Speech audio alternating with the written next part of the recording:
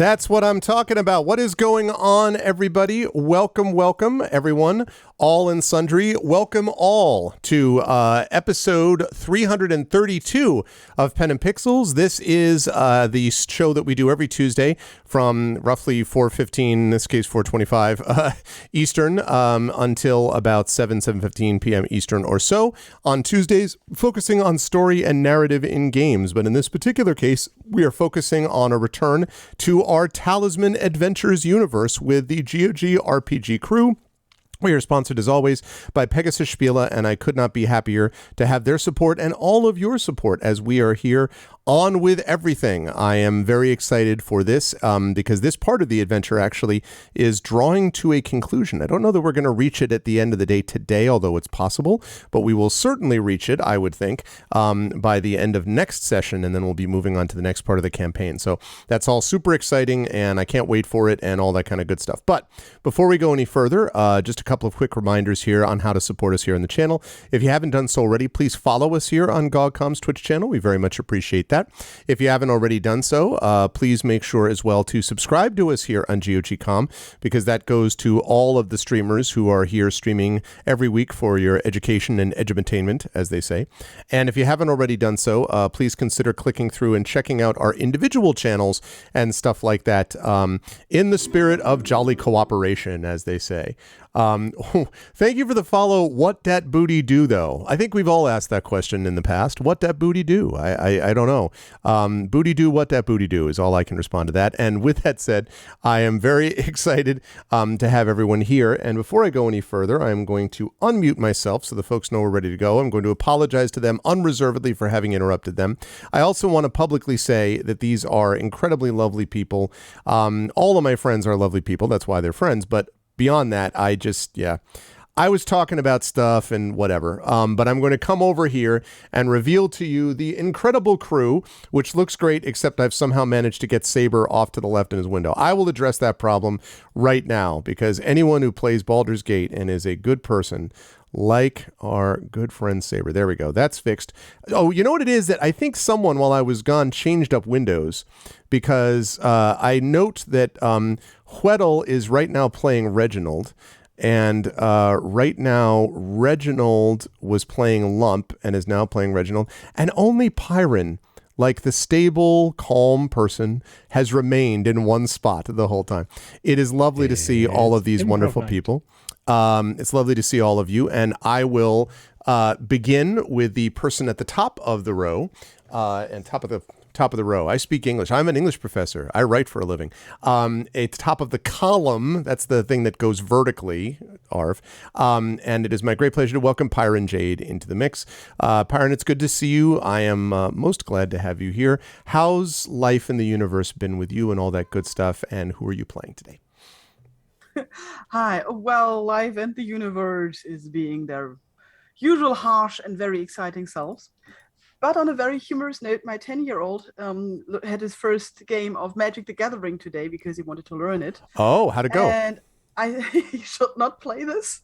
He's such a shit talker. It was horrible. Like, seriously, he was playing. Call that a monotap? Pow! Yes, he was playing against his best friend, and I was like, you can't talk like this to your best friend. Like, what is going on here? Seriously. Oh my goodness. harmless bookworm of a kid suddenly had this different side of him, and it came out through Magic the Gathering, and I don't know what to think of that. Oh no, that's funny. Yes.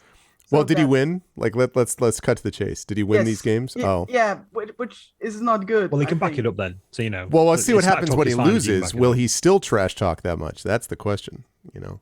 I fear we will find out one day. So. Oh man.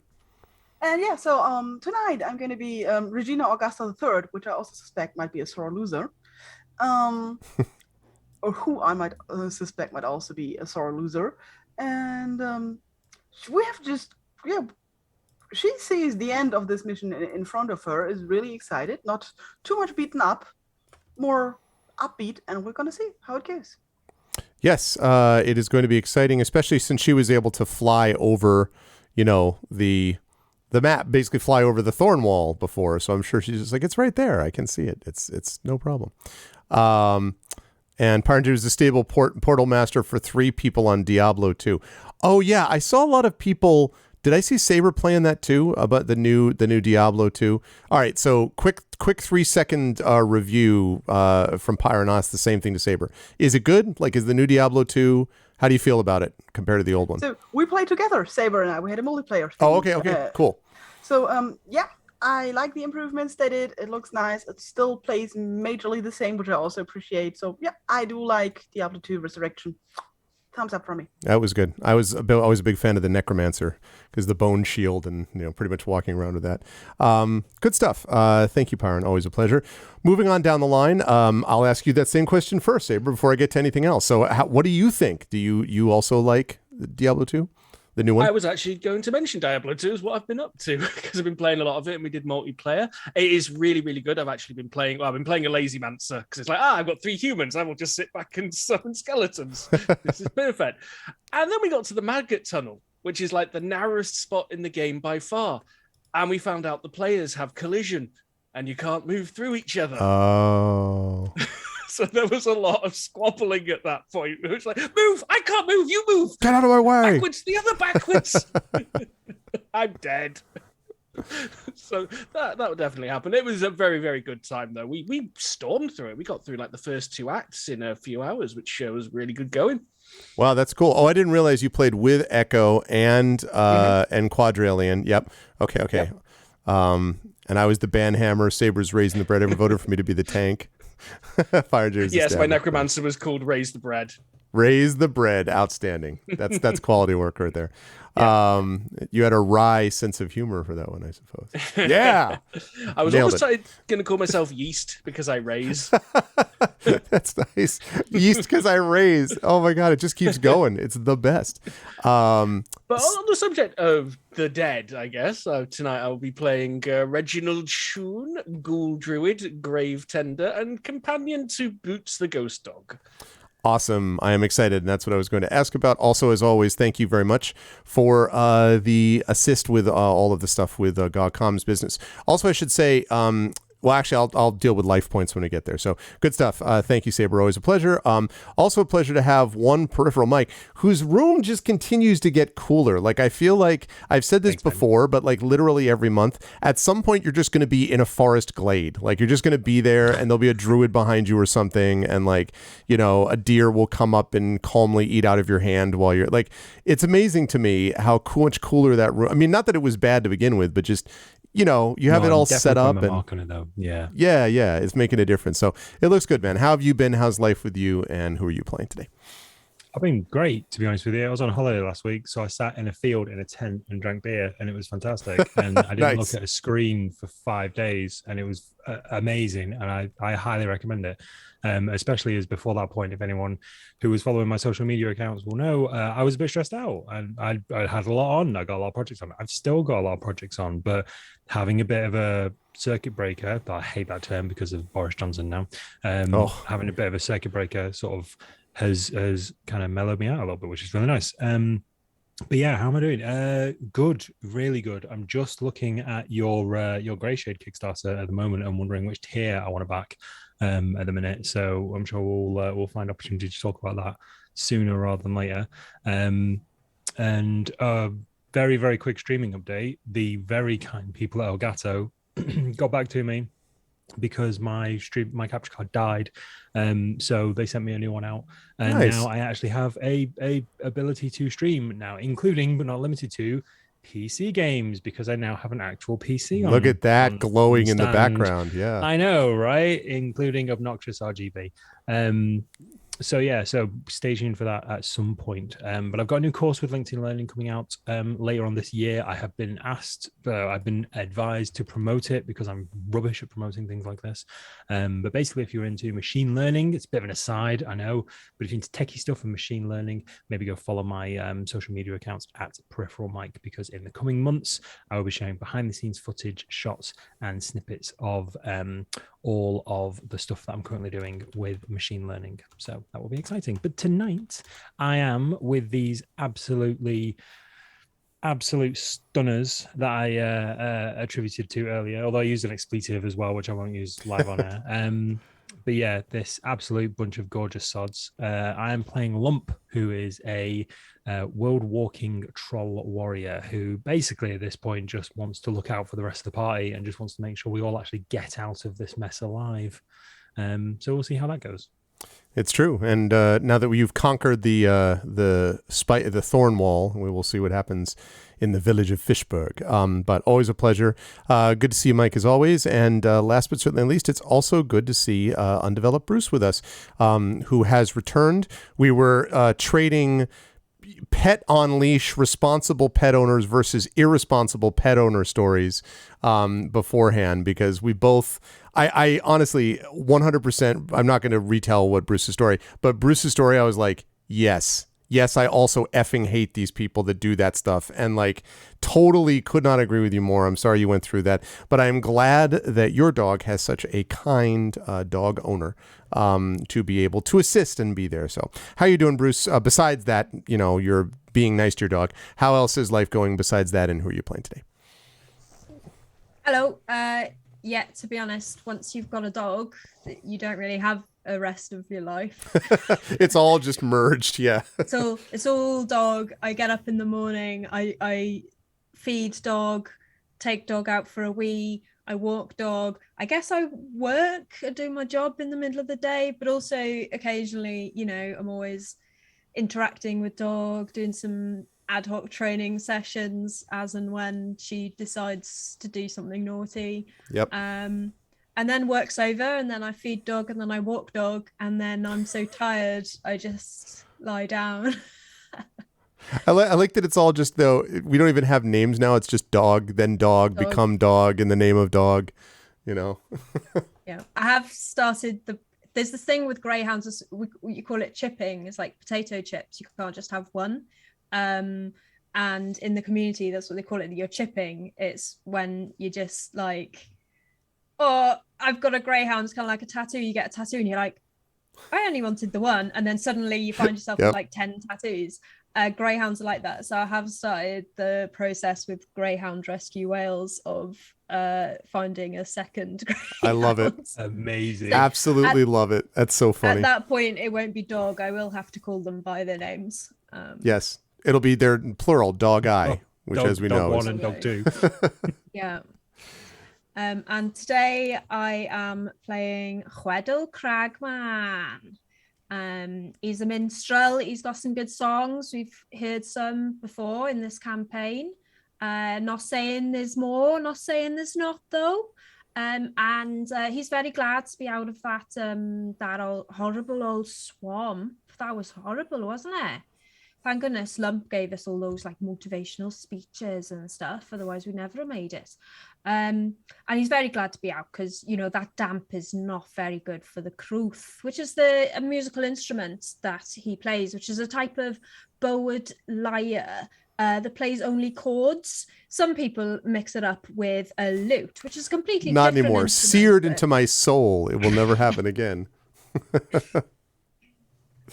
It is a great pleasure to have Bruce with us. I should also say that chat, just so you know, before the Welsh soccer team got into the World Cup, there were already people who were demonstrating international Welsh fame in the role of Darksaber 2K and Undeveloped Bruce. So I just want to be clear that if all of you are like, I'd like to root for Wales in the World Cup, you can start by rooting for two honest-to-God Welsh right here. Two people from Wales right here. So you can do that right now, and you too can spread the gospel of lots and lots of consonants in names.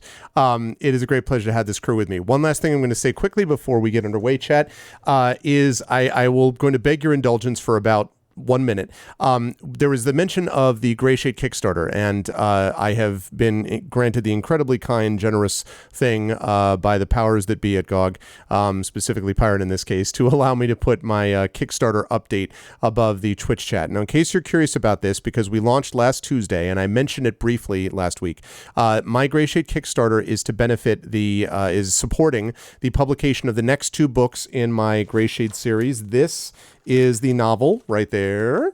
That's my novel, Grey Shade, which was published a few weeks ago. And it's the first novel of the Grey Assassin trilogy. And the last two books in that series, called Renegade and Heretic, are going to be published as a part of this Kickstarter by my publisher, Athos Arts, along with a tabletop role-playing game. Now, I know who among us would want to do that. I mean, I'm, obviously. But it is a 5e-based game that is coming out from Alligator Entertainment, which are the folks that did my Tales and Tomes, The Forbidden Library, a couple of years ago. I just want to let you folks know that it's out there and we are doing the best we can because we've been up for a week. We have funded just about a third, which is great. We still have 3 weeks to go, but these things can kind of stall out if you're not careful, and that can create all kinds of issues down the line. And so I was hoping people would be so kind as to be able to go over and check this out. If you like the stuff that we've been doing on here, both with this and with Ghosts of Saltmarsh next week, by the way, to Pi, Saber, and Peripheral Mike, I have a surprise for all of you next week. Just kind of keep that in mind for the Ghosts of Saltmarsh folks. But for all of you, if you're able to go over and back it and also spread the word about it by checking out social media places and stuff like that I may not have access to, with the hashtag Grey Assassin, GRAYASSASSIN, that would be very much appreciated. A lot of the folks that I work with have a lot riding on this, and so I'm hoping that we can continue pushing forward. So if you haven't done so already, please consider backing and supporting and spreading the word. And thank you so much and for your indulgence and et cetera, et cetera. So if I may ask a question. Sure. If you don't mind. So I'm just having a look at the Kickstarter rewards now, and there's a lot. You get a lot if you back this. But there's what I would consider to be pretty standard stuff, like a digital copy of the book, physical copy of the book, a signed copy of the book by Mr. Avenelon. But there's a lot. There is. I'm having to scroll really quite far. Can you tell me what the Founders Coin and Founders Audio is? Now, I know a little bit about what the Founders Coin is, but I'd like to know just can you give us like a snippet of information? Yes, the Founders Coin, and in fact, I think I have a picture. The Founders Coin is done by Norse Foundry, which does a lot of accessories and dice and meeples and things like that for board games and things like that, and of course role-playing stuff. And there is let me see if I can find the image in OBS. Bear with me, I have it. The Founders Coin. There it is. I have it listed under the incredibly exciting Norse Foundry image. Of course, past me, Arv. That's exactly what everyone would imagine. So the image looks like this, and this is just a mock-up. But this image is the coin that you would get. It is a two-sided coin. That's the left side is the front of the coin. The right side is the back of the coin. And it represents a weapon, the Kukuri, which is Grey Shade's main weapon. This dude, in fact, you can even see him on the cover with that weapon right there. Modeled after the Indian weapon, a kukri, by the way. So it is a curved weapon that he uses. Curved sword, Skyrim people. And then there is a ginkgo leaf on the front of that as well from the cover. And on the right side, you get one coin with two sides. And on the right side, you've got a hammer, which is the hammer from the Order of Argoth, the Just God, which is the order of assassins to which Grey Shade belongs, and to which his faith is maintained until he realizes that things may not be what he seems, and the organization he once worked for is now beginning to hunt him.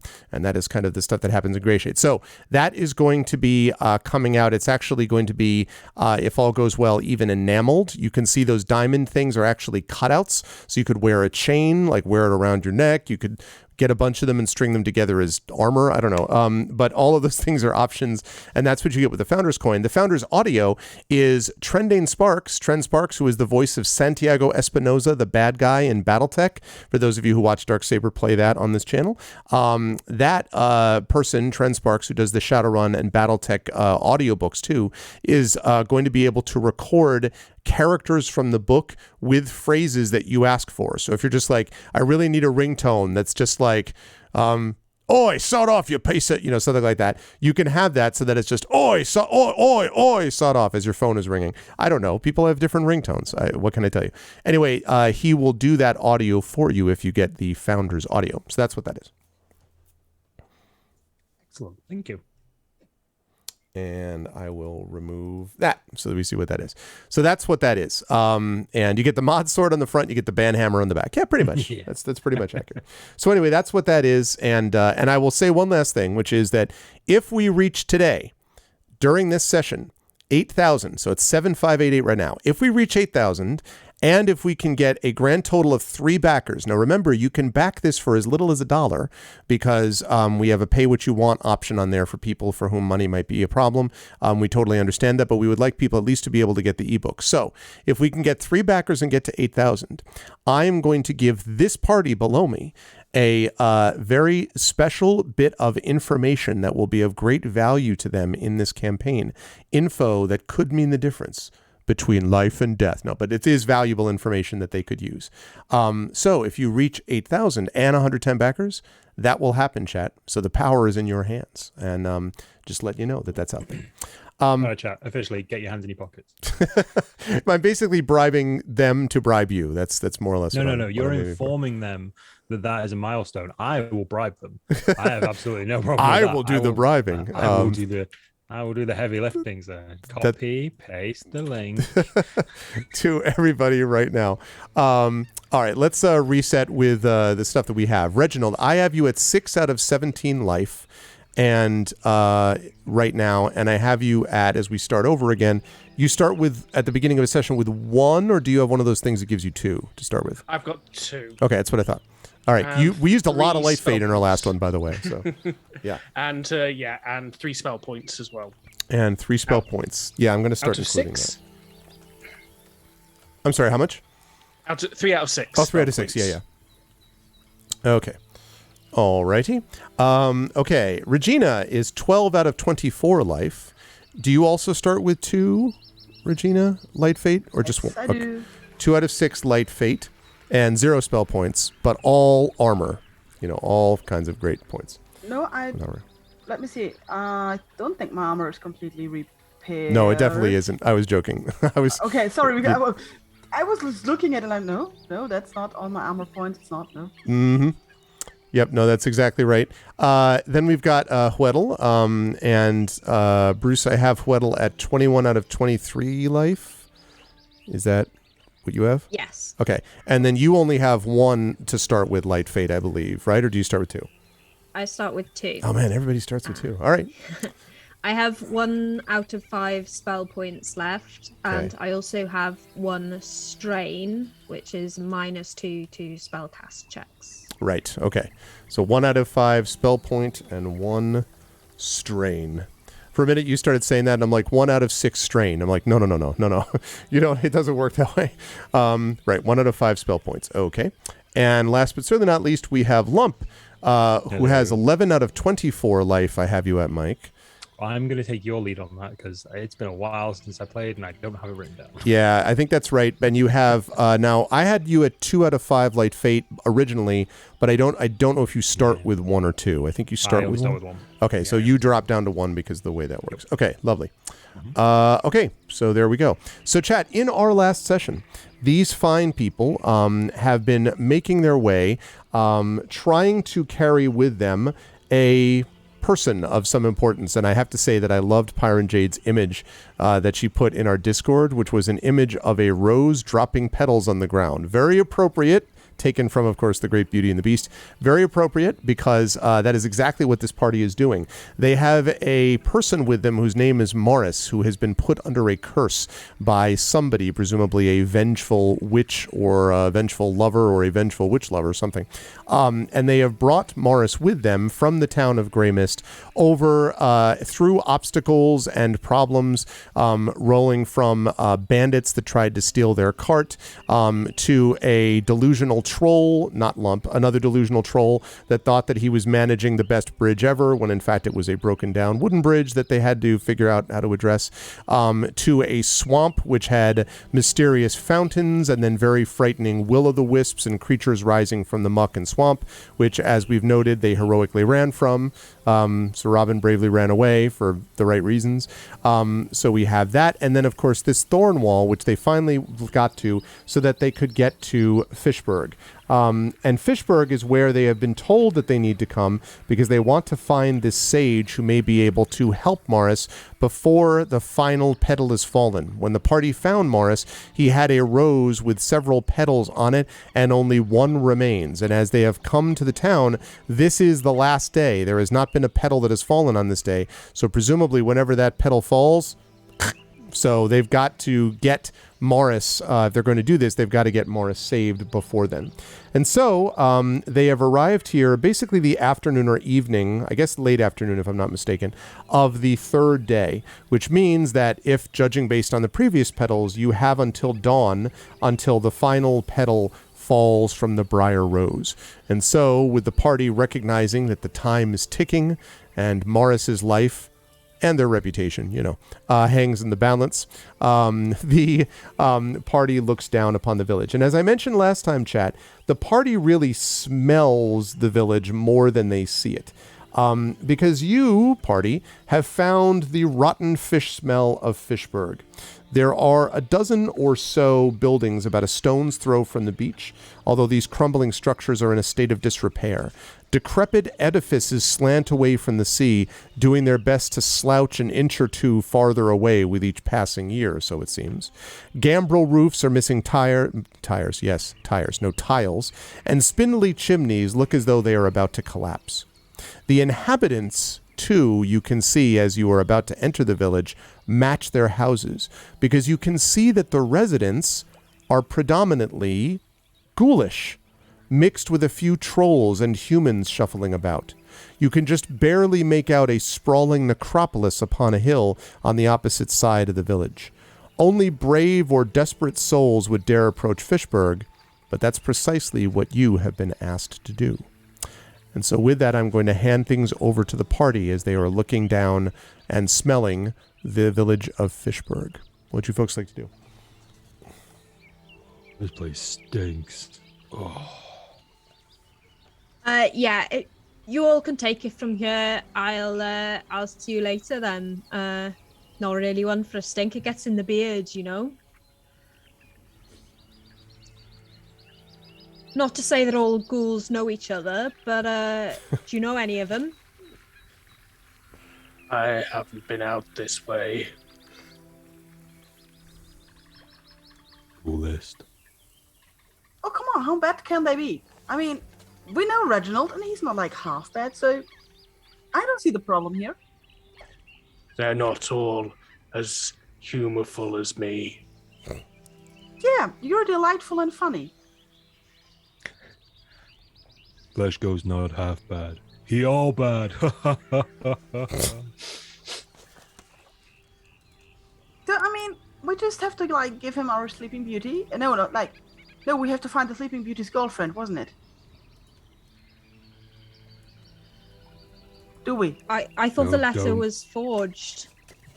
Fake Sleeping Beauty girlfriend. Fiancé.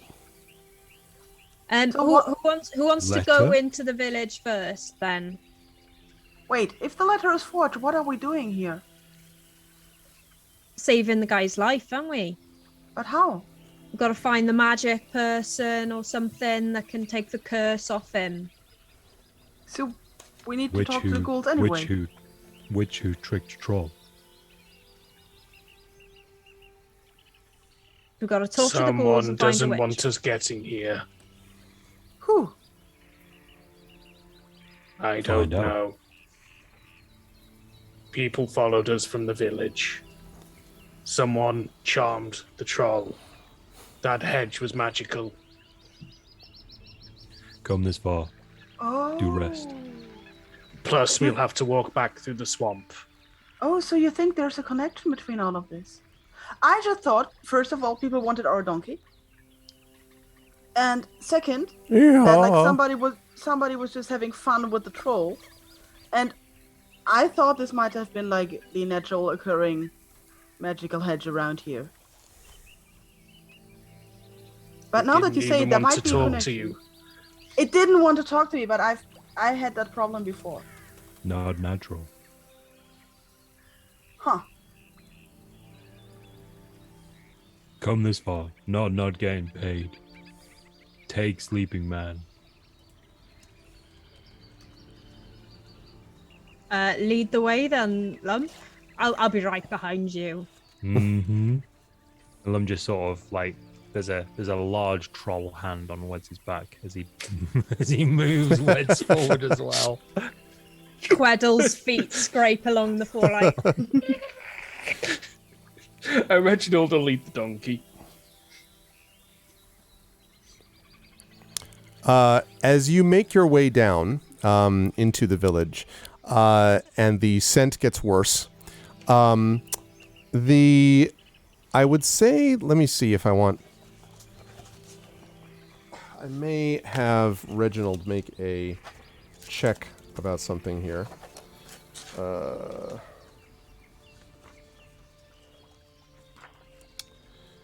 Yeah, I'm thinking...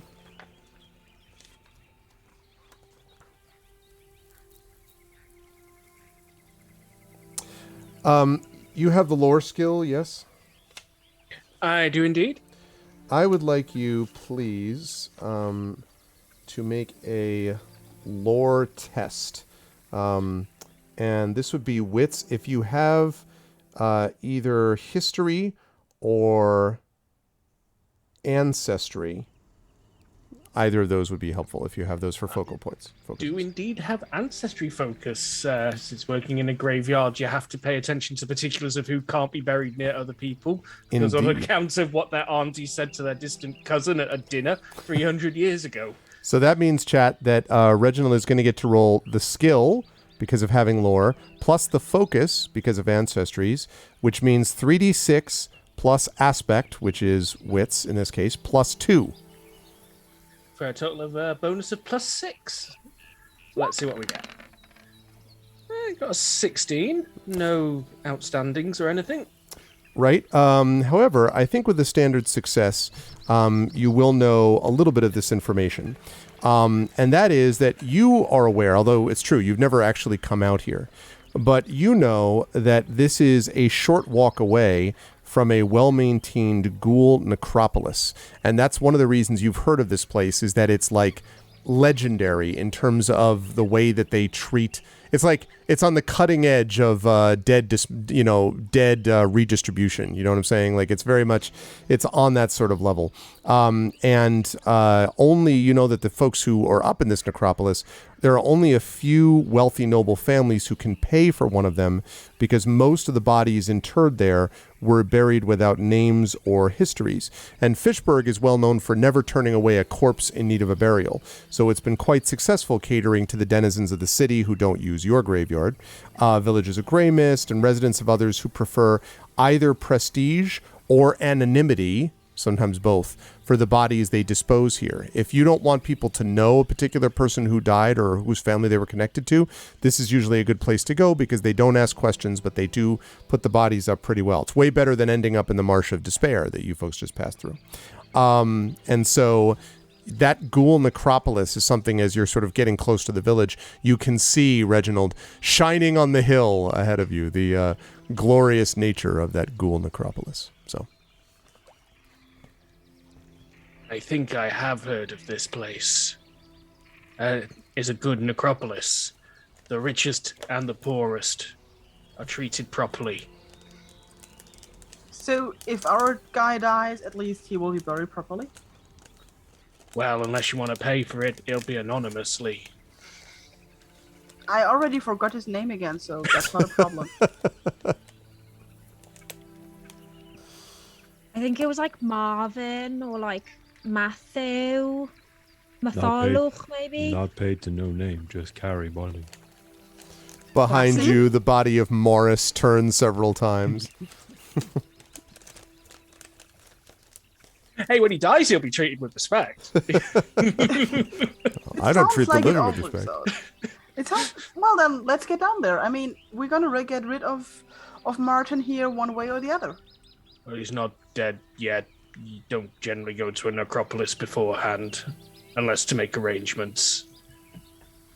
We could ask around. Does anyone see a pub?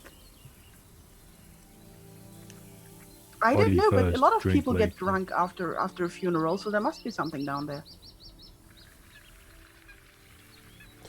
So there is in case you're curious, when you get down there, there are, first of all, two things. Number one, a lot of the people shuffling around you who are indeed ghouls look with some interest at you as you pass. They seem to be spending most of the time looking at Morris with interest and sort of watching him as you pass by. But there does also seem to be a tavern which has a weather-worn sign, and it has a shovel in the dirt. And there's a headstone behind it, and the sign reads, "The Well-Kept Grave." Reginald your smirks kind at of that. place. Well, that seems a bit on the nose, but on the other hand, let's get in, get drunk, or get information or something. It's good advertising.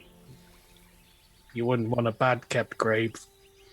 Yes, but I don't want to drink in a place that already is pointing me towards the grave.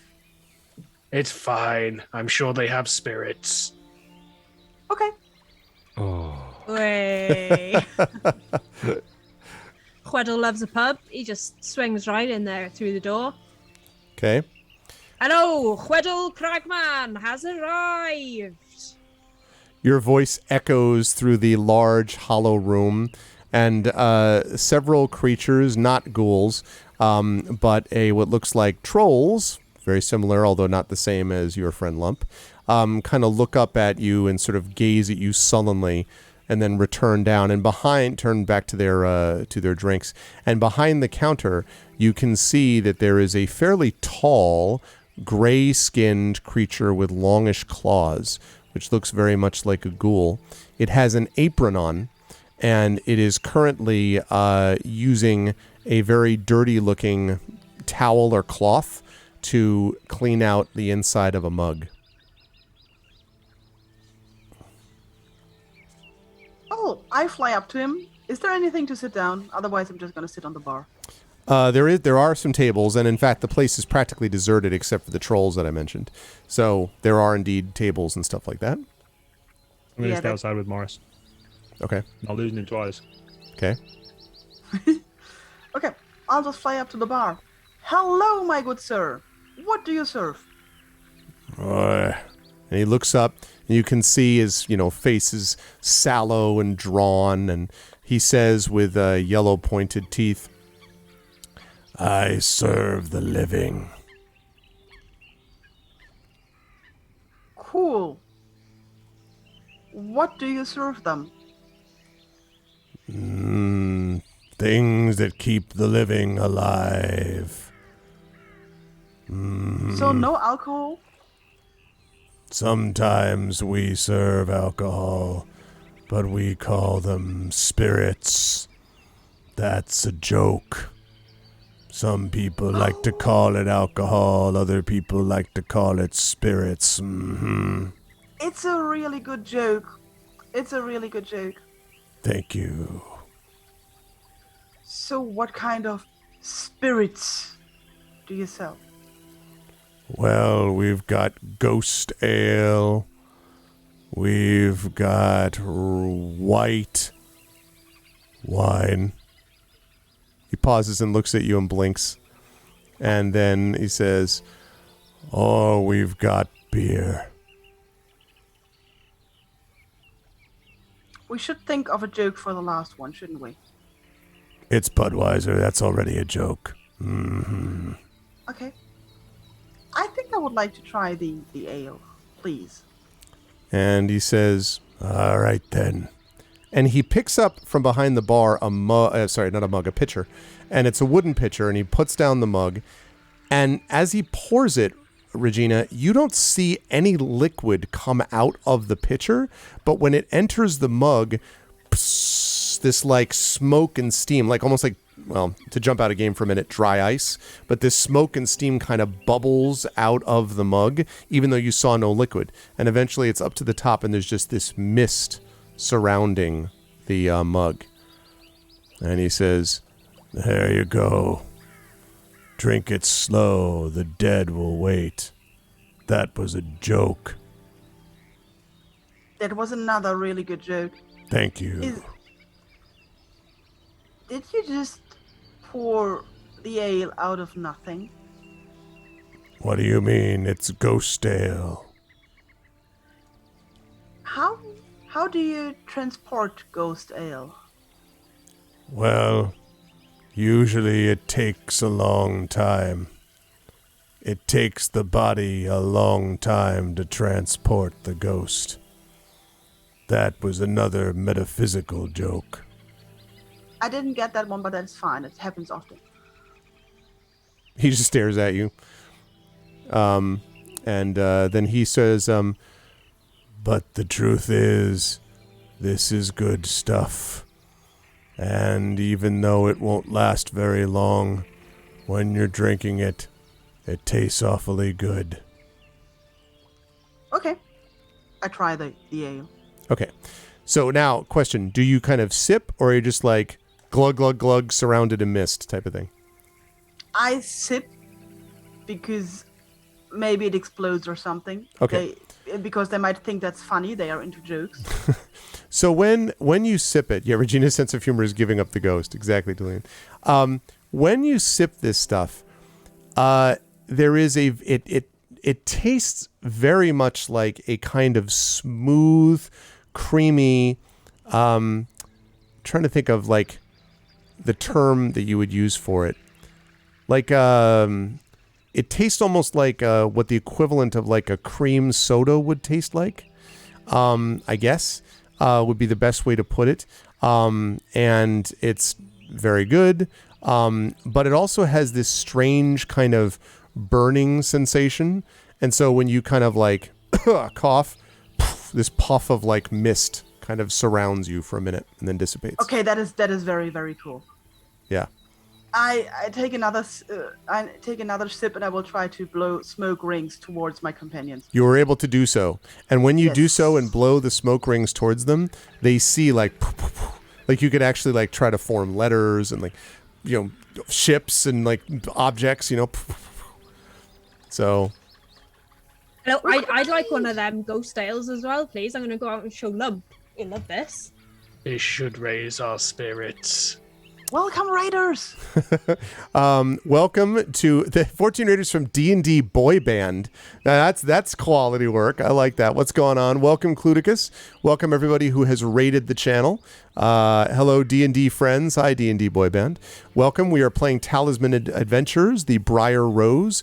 This is not D&D, but it obviously has a number of overlaps with it. And if you like what you see in here, please consider following us here on GOG.com. And please check out my Kickstarter, he said, which is also 5e based, since you're playing D&D anyway. You can see that. You can talk more about that as we go through. But thank you very much for the raid. I appreciate it. Okay. So you also want some ghost ale, you said, right, Weddle? Okay. Yeah, so, I like to take it outside to Lump. Okay. All right. Now, each of these, by the way, he hasn't asked for payment yet. I will come back to that. But when you bring it out to Lump, thank you for the follow. Jen the Artist Man, welcome to the DRM Free community. When you bring it out to Lump, you come outside and you see that a few people continue as the ghouls are passing by. They keep stopping or at least pausing and slowing down and looking specifically at Morris, who's just on the back of the donkey. But they don't seem to take any notice of Lump. And Lump, you're there when Weddle comes out of the tavern. Could there have been a moment while I was stood there and people were walking past where I could have just sort of... Okay, let me ask this actually. Is Morris's face on show? Or is he kind of At the moment, yes. He's face up, yeah. Well, actually, wait, let me think about that. No, I take that back. He'd probably be face down because otherwise your back would, like, he'd be like, you know, so he probably has to be leaned over the other way. So yeah, I take that back. Okay, so at least once when people are intently staring at Morris, I'm just going to pick his head up to show his face and just go, know him? And so they kind of stare, and one of the ones who's a ghoul looks at him and then, no, too bad. Thought it was dead. Could have used the snack. And turns around and walks away and looks vaguely disappointed. And a couple of other who were there in earshot kind of, they kind of growl and sort of shake their heads and walk away. They're disappointed that he doesn't seem to be dead yet. By the time that Weds comes out, there is very crudely written note stuck to Morris that says "not dead." And you've noticed since you put that on there that people just see it and then just like immediately look away again and go about their business. Yeah. Okay, and then Weddle is there. Have a look at this now. And you see like, like, yep. Just trying to poke his finger through the smoke rings. Yeah, he's able to do that. Just watching the smoke rings just fly off. That's pretty good, right? That's good. Did anyone recognise Matthew? No, just won't eat him. No, always the case, innit? All right, I'll go back Sorted. inside then. You all right out here? Do you want to keep this? Ooh, yeah. Pretty bad. I give it to Lump and then go back inside. Okay. So you have this ale now, this mug of ale, Lump. I'll take a sip of it. So same thing that I mentioned before. It tastes kind of like cream soda, basically, and then you're able to, and, shoot at. So you're able to, like, fire out or just like a little, general mist or, dragon, like pretend that you're Smog or the equivalent. That's essentially what Lump is doing. He's running around essentially like a 5-year-old just playing with this. Like the first time Like a showing kid the gets a hold of a donkey, bubble gun, like- right? Just Yeah, like bubbles. Yeah. Okay. Like holding his breath and sort of like making it come out of his ears very slightly. Yep. Absolutely. While you're doing this, the donkey is just "Hee-haw," like kind of looking feebly at you as you're, as if it's seen this before, that 1,000 lump stare that it has. So there's also a very short time passes where people now walk past, and there's now 2 notes. There's one on Morris and one on the donkey that says "also not dead." Also not dead. That's really funny. You notice now people are like going out of their way to both, like, they're staying away from you further. Like, just like, listen, the alive people, we don't need to know. Meanwhile, inside, Weddle has now returned. Reginald, what are you doing while Regina and Weddle are playing at smoke ring tag or whatever they're doing? White wine, please. And he says, all right. And he pulls out what looks like, at first you do a double take, Reginald, because it looks for a moment, it's a bottle, but for a moment it looks like he's taken out what it seems like a small version of a creature with long claws and long teeth and like a very thin, narrow head and pointed ears and like livid white skin, like almost albino, right, in nature. And it looks extremely lifelike. So for a moment you're like, ugh. And then he takes it and he flips back the head, which gives you a moment of like, what? And then you realize that it's actually the top to a bottle. And he pours it, and you can see on the side of the bottle that it says, the finest white wine imported from Necromancer Vineyards, Fishburg, Necropolis, then the year, blah, blah, blah, right? But it's spelled WIGHT wine as he's pouring it in there. And it has kind of this sort of dark, very dark red, which is one of the reasons that you're like, wait a minute, because it definitely does not look like white, but very dark red kind of liquid that he pours into the mug. And then he says, all right, it's your white wine. Much appreciated. And I'll take a sip. Okay, now, normally you have not had the joys for a while, Reginald, of having alcohol or the effect of it. Doesn't work as well on ghouls and whatever. But this stuff is actually quite impressive because it kind of is like, whoa. It definitely seems to be something that you notice. The flavor is stronger. It's almost like mulled cider, but alcoholic, if you like mulled hard cider type of thing. But there is a hint of some kind of like almost like a tannin aftertaste that comes with it. It's really good. It's and it's, as you're drinking it, you, again, as I said, haven't had this effect, and the ghoul bartender sort of waits behind the bar and watches you, and he's like, all right, so what do you think? I can't think of the last time I've had something like this. Is it produced locally? That's right. We have enough actually up on the hill that we're able to use them. It's not always easy to get the amount that we need, but when we're here, especially this time of year, we just wait for some people to come out of the swamp as whatever they come out as, and then, a couple rituals later, white wine. So part of me's going, oh god, cannibalism, but then also, I'm a ghoul. Yeah, I mean, right. He says, I ain't seen you around before. You work up at the necropolis? I've travelled here from going to Morthul, then. All of a sudden he just kicks in the door. I've travelled here. Campaign I have. The ship is on the shore. We'll keep doing that now. I've travelled here from the city with my friends here. Got a person in trouble. Looking for some mage or sage or someone who knows about magical curses, and we've been pointed in this direction. He pauses and is kind of like, the sage. Well, I suppose the only one that would count for around here would be Shyla. But Shyla is a witch, and Shyla isn't always friendly. Sometimes Shyla goes out of her way to make the living feel unwelcome. You probably wouldn't stir her notice. Most of the time, she just sees ghouls around. How does she feel about turning people to toads?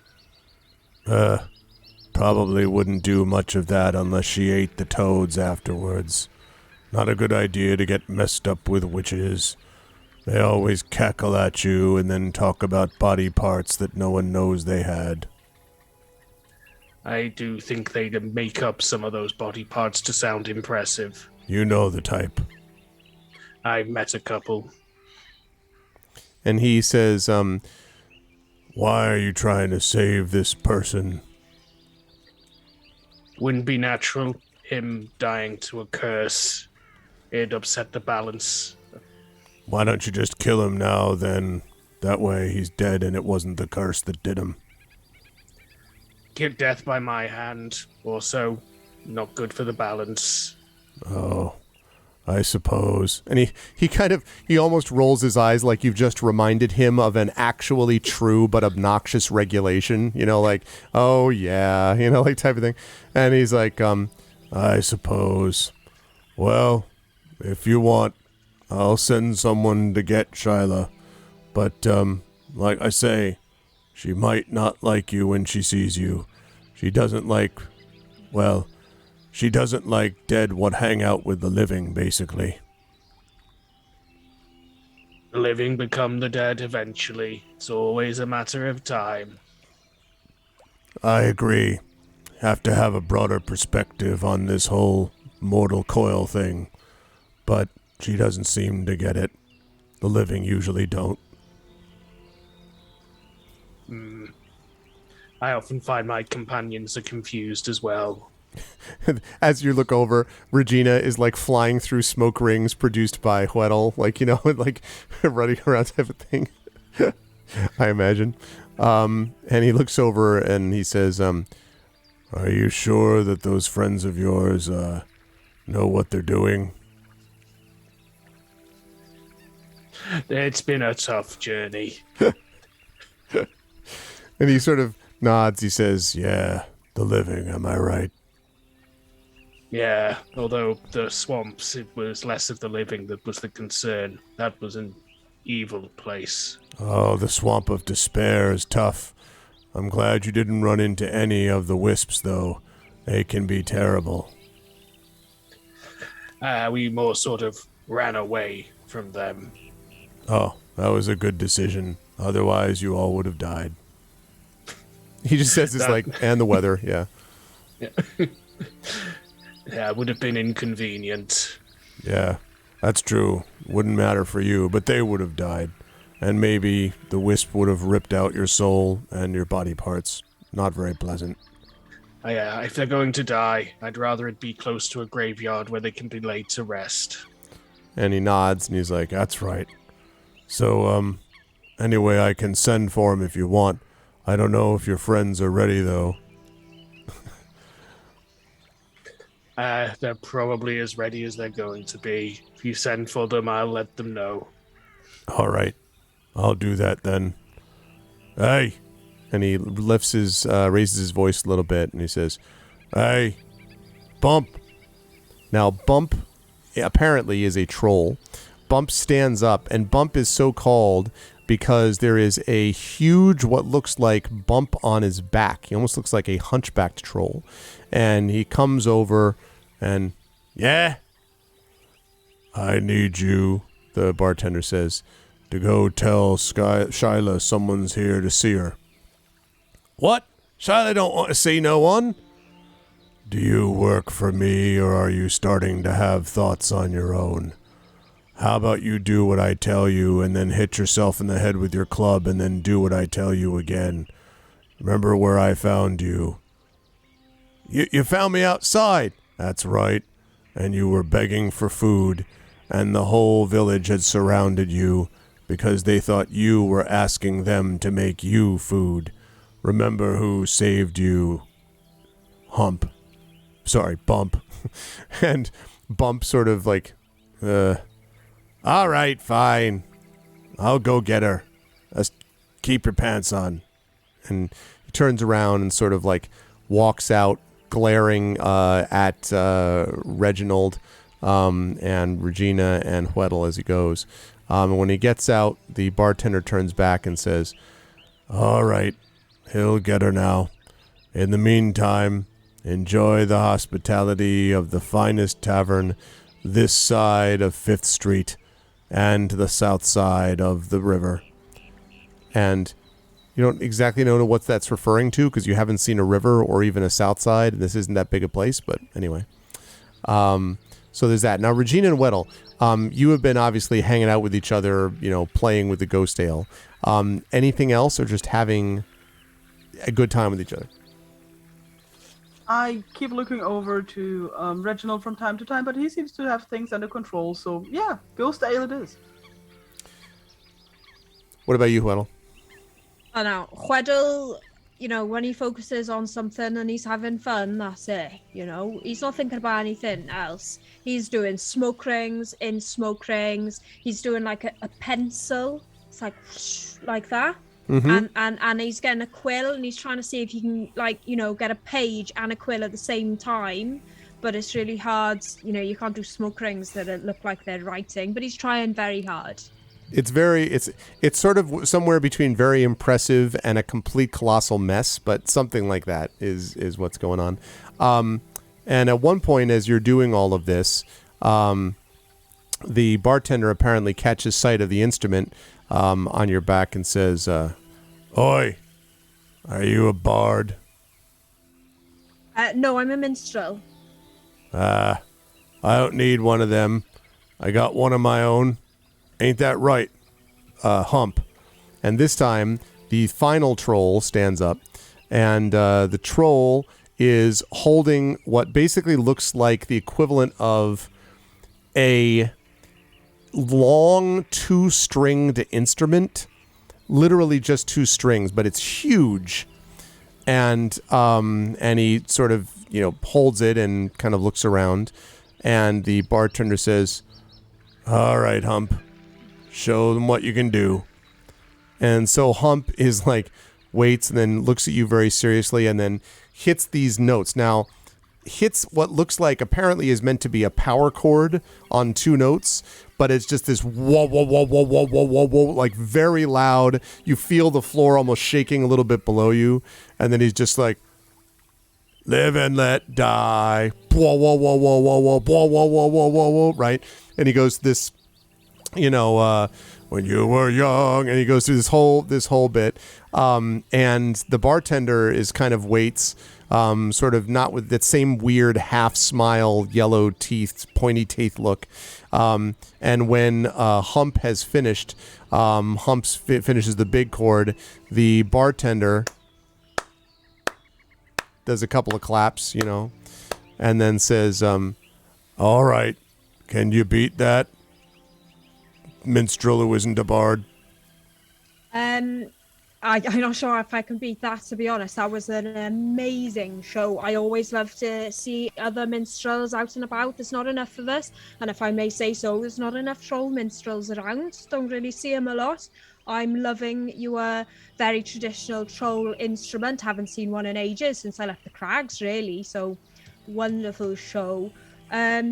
I'm not sure my music will be to your taste. It's a little bit more, traditional and folky. I can tell you're more on the cutting edge of music. Hump sinks down in his seat as you're saying all this, like hearing about the cutting edge of music. And so I got a little ditty I've been working on. I was actually writing this for Regina, actually. It's a little song about a little sprite. It goes like this. Gets out his cruth. Make sure that it's got the right chords set up. I start blowing smoke notes. I thought you were gonna blow just like around it, for a light show. Like. He appreciates that. Da da da.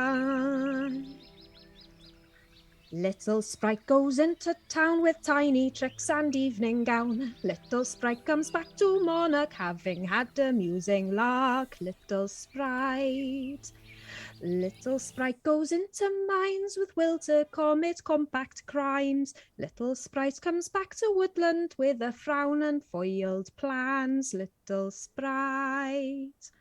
It's all about how the sprites can do whatever they want to do with the silly city folk, but I got to watch out in the mines. Yeah, you got to watch out in the mines. It is all very, very true.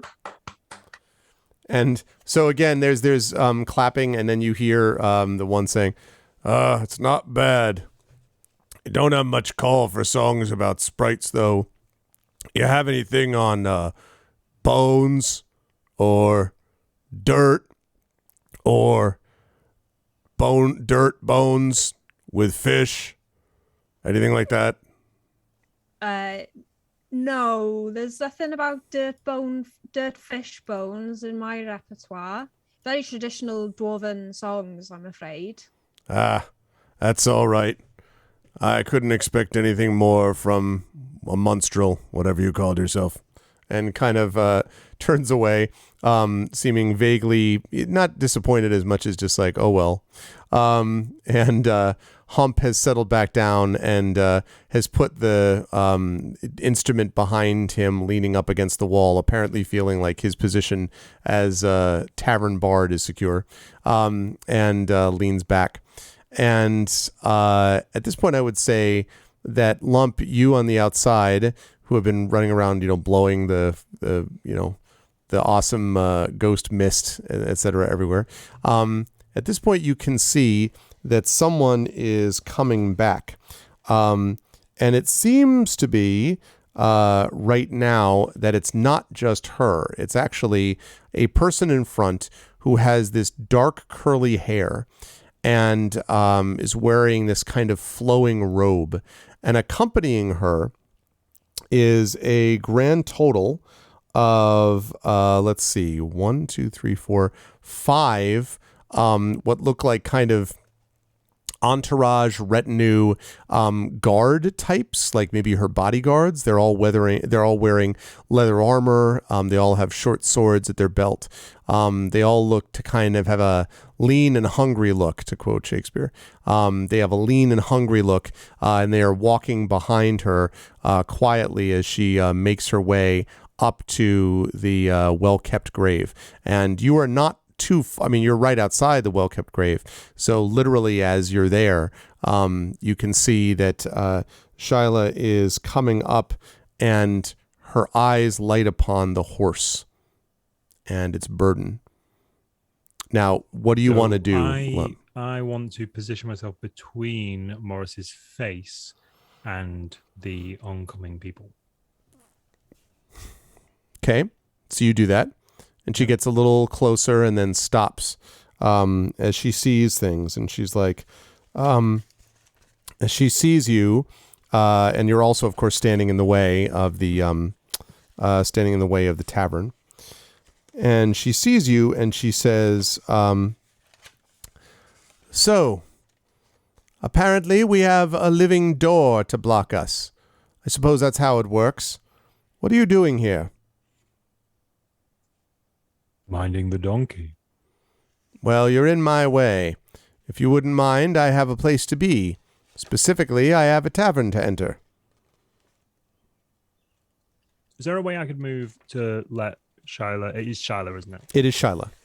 To let Shyla past without her seeing the body on the horse, body on the donkey. Possibly. Could I move backwards, like with like an arm stretched out to kind of encourage the donkey to move backwards with me? I guess you could. You could try to do that. I'm gonna try and do that. As you step back, the donkey, hee-haw, as you're backing up the donkey. And she walks past you and then stops and kind of turns in your direction. And she says, "So what's on the donkey?" Not food. And she pauses and blinks. "Not food. Is that supposed to mean food for you?" No, not food. Everybody want eat donkey. Donkey not food. And she nods thoughtfully and she says, "All right then. Interesting." And, kind of lingers, her expression lingers on her gaze, I should say, lingers on your face a bit longer before she passes inside the tavern. And inside the tavern, where you've been having a bit of a lively time, Regina, Reginald, and Huedel, you notice that everything gets dead silent as this person enters the room. And it's not just her. It's also a number of people behind her, an entourage, if you will, of 5 separate, what look like fairly well-armed soldiers or guardsmen or something like that, plus her. She has this kind of longish hair and dark actual longish hair. And you can see that she's considerably she's considerably younger, I guess, than you might have expected, and certainly much more living than most of the inhabitants. So she walks in, and with her retinue of warriors behind her, Regina, you probably stop blowing smoke and doing all that stuff for long enough just to see that there are at least 5, you would guess, pretty battle-hardened, warrior types who enter this tavern. And upon doing this, incidentally, the 2 trolls, Hump and Bump, immediately get up and walk upstairs, and you hear doors close, tuk, tuk, and the doors lock. And it's just the bartender behind the bar. Now, are you staying outside, or? I am staying outside at the minute. If you had to say in like feet, how big is this bar? How big is the tavern? It's pretty big because it looks like it's just the one main common room. So, gosh, I would say... So it's not like a tiny tavern.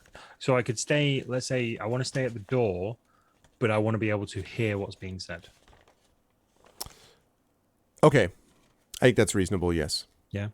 So I'll be leaning against the door, obviously one hand on the donkey, just to make sure it doesn't run off. Okay.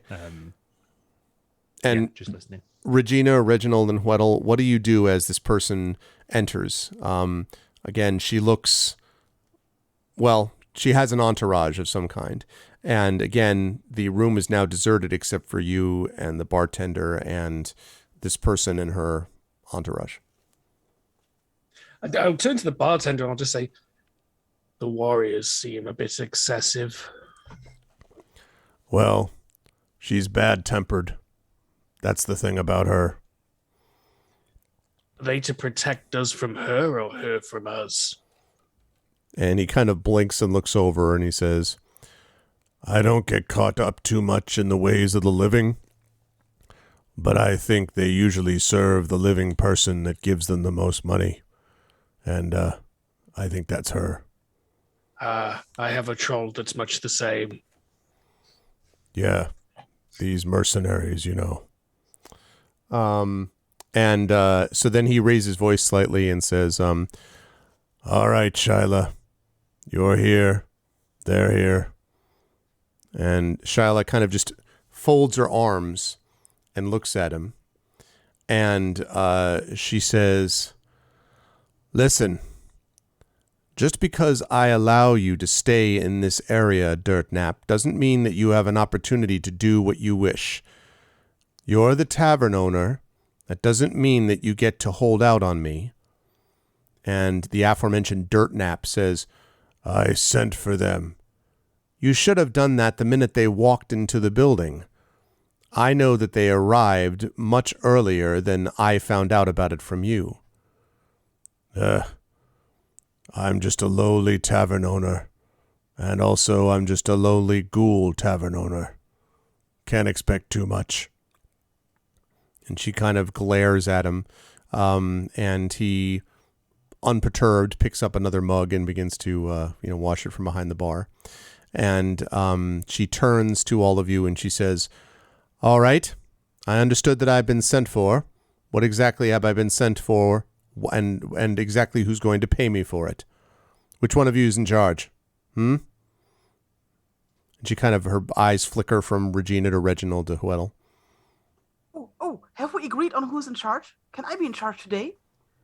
Yes. Okay. You were always in charge. He was always inside of you all along. Yes. Hello, Shyla. Do you know somebody called Monty? And she says, Monty? I think it was Murray. No, Yes. it was Michael, wasn't it? Marvin. And she glares and she says, Miguel. what is this nonsense? What are these M words? There was a note. You hear from the door. Morris, You hear from the door. Do you? I was going to say, how loud are you doing that? Like loud enough for them to hear. Okay. So the kind of drifting through the door, you hear Morris. Now, when Shyla hears that, like head turns like a shot to the door. And she says, Morris. Who said Morris? Who is that? Oh, go get him. And she says to two of her guys, and they walk I just stand open. in the doorway. Say again? I just stand in the doorway. Okay. Do you do one of those things where you dramatically open it, like, the door opens like a Western, and you're just there silhouetted against the, There's a brief moment where I tried to do that, but my shoulder and arms don't quite fit through the door frame. So, So I you sort just of position myself like one in, one out. Okay, and so the two like her retinue or whatever guards come up to you, and then they're like, and by the way, these guards all seem to be human, by the way, and they walk up to him and they look back at her and they're like, all right, boss, we got him, and like turn back around and walk away, and she just glares at you, Lump, and she says, "You're in charge, then? You talked about Morris." You can be in charge now, Lump. It was Just inside of remember. you all along. That's the spirit. Hey. Background to spirits is why we don't do 2 shows a night. That isn't the sole joke we're going to have on that either. Yeah. Sorry, it was a grave mistake on my part. I apologize. Oh, God. Keep digging. Oh, man. Sorry, I'm just going to keep shoveling. I'm just gonna let you carry on. Just let me know when you're done. Yeah, I'm good. I'm good. That's the interim. So Cute.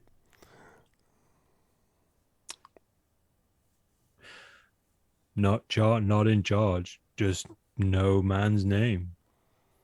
What name? What do you mean? Morris, sleeping man. Now, let me see. Let me have you make. I'm going to have you make an empathy check for me. Do you have the empathy, empathy skill, Lump? I'm going to give you one guess. That'll be a big old no, right? Oh, yeah, nope. So what we would do instead then is insight, is what we're looking at. And since you don't have the skill in question, this would be... So is it 3d6 plus my insight? It's actually just 3d6 because you don't have... 3d6, okay. Yep. 3... Nice, Tuluian. Are you aghast at these puns? Outstanding. That's good work. I rolled a 12. Let's see. And a doubles as well, if it passes. Yeah, it doesn't quite. What I would say is that... Can I spend a light fate? Can you spend a light fate? I guess. Although I don't know. It's fine. I'm going to save it. I have a feeling. Okay. I think you can only modify a successful dice roll. I was going gonna to choose to roll an extra die Yeah. before the roll. Otherwise, Exactly. Yeah, I was just looking at that. Yeah. So No, that's fair. sadly, no. That sounds very official. But so instead, you just sort of look and you don't know, but when you say this thing about like Morris the sleeping man, she kind of like shifts her head in some weird way. And it's not clear as to what. And she says, "So, you have him, do you? That's good. I didn't know if I'd be able to find him again, but I'm glad you've brought him to me. All right, I'll take him now. He's my property." And like she kind of makes a gesture, and the 5 people sort of close ranks behind her. Whoa, now. We've come here to save his life. What's going on here? Save his life? He doesn't deserve to have his life saved. Why? What's he done? You don't really know what he did, do you? But we No. deserve to have his life saved because we get paid for it. And she says, well, it's really a story about love. That's right, love. Something you should all know something about. And something these people, and she kind of looks at the rest of the inn and then realizes the only person that's not you and her own people is the bartender. And so she just kind of stares at him for want of a better person to look at. Will never understand. He says, What is love? And she says, baby, don't hurt me. Don't hurt me. She looks over and she says, don't you understand the importance of love to everything? It is what makes the world go round, that's what we're told. And I knew that we were going to be able to make this. He belongs to me. And it is only if he is turned over to me that true love can possibly survive. Can I check to see if I can tell if she's lying? Sure, you can make an empathy. If you have empathy, you can do that. If not, then it would be an insight check just straight. Yeah, I've got empathy with a focus in detect lies. Ooh. Yes, I'll take that. So that would be a focus plus, you have a focus that fits. So that's 3d6 plus aspect, which as I say is insight, plus 2.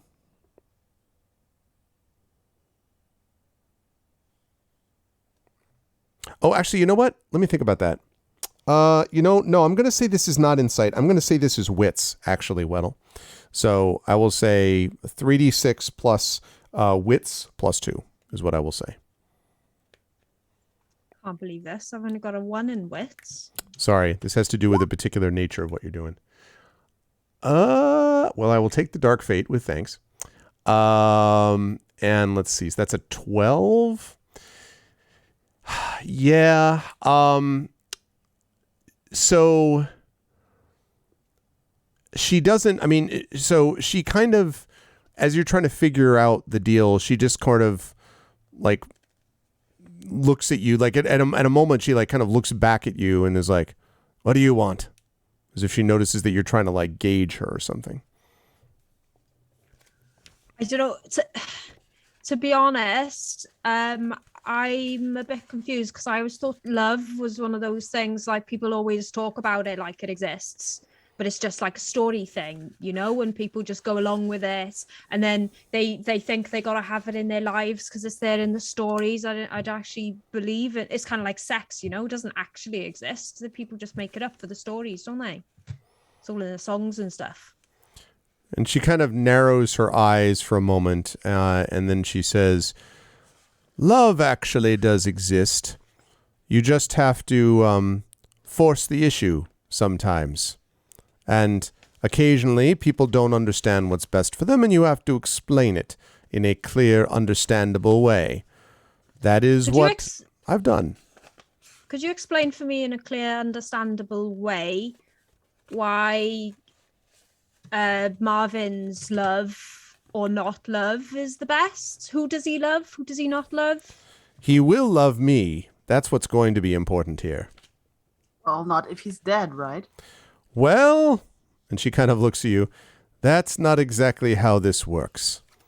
I will be able to solve the problem that Morris is facing, and once I have managed to bring him back to life, as it will, then, of course, she will, well, he will be in love with me at that point.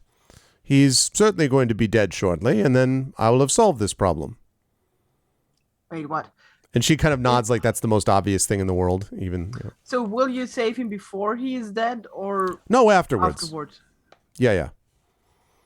You know, it's like really unhygienic with the dead people. Unhygienic? What do you mean? I'll clean him up afterwards. Hey. Give him a bath. I'm sorry, Reginald, but you should know that there are some things you shouldn't do with dead people. I don't eat them. She's not gonna. You're not gonna eat him, right? Why would I eat him? No. I mean, Okay.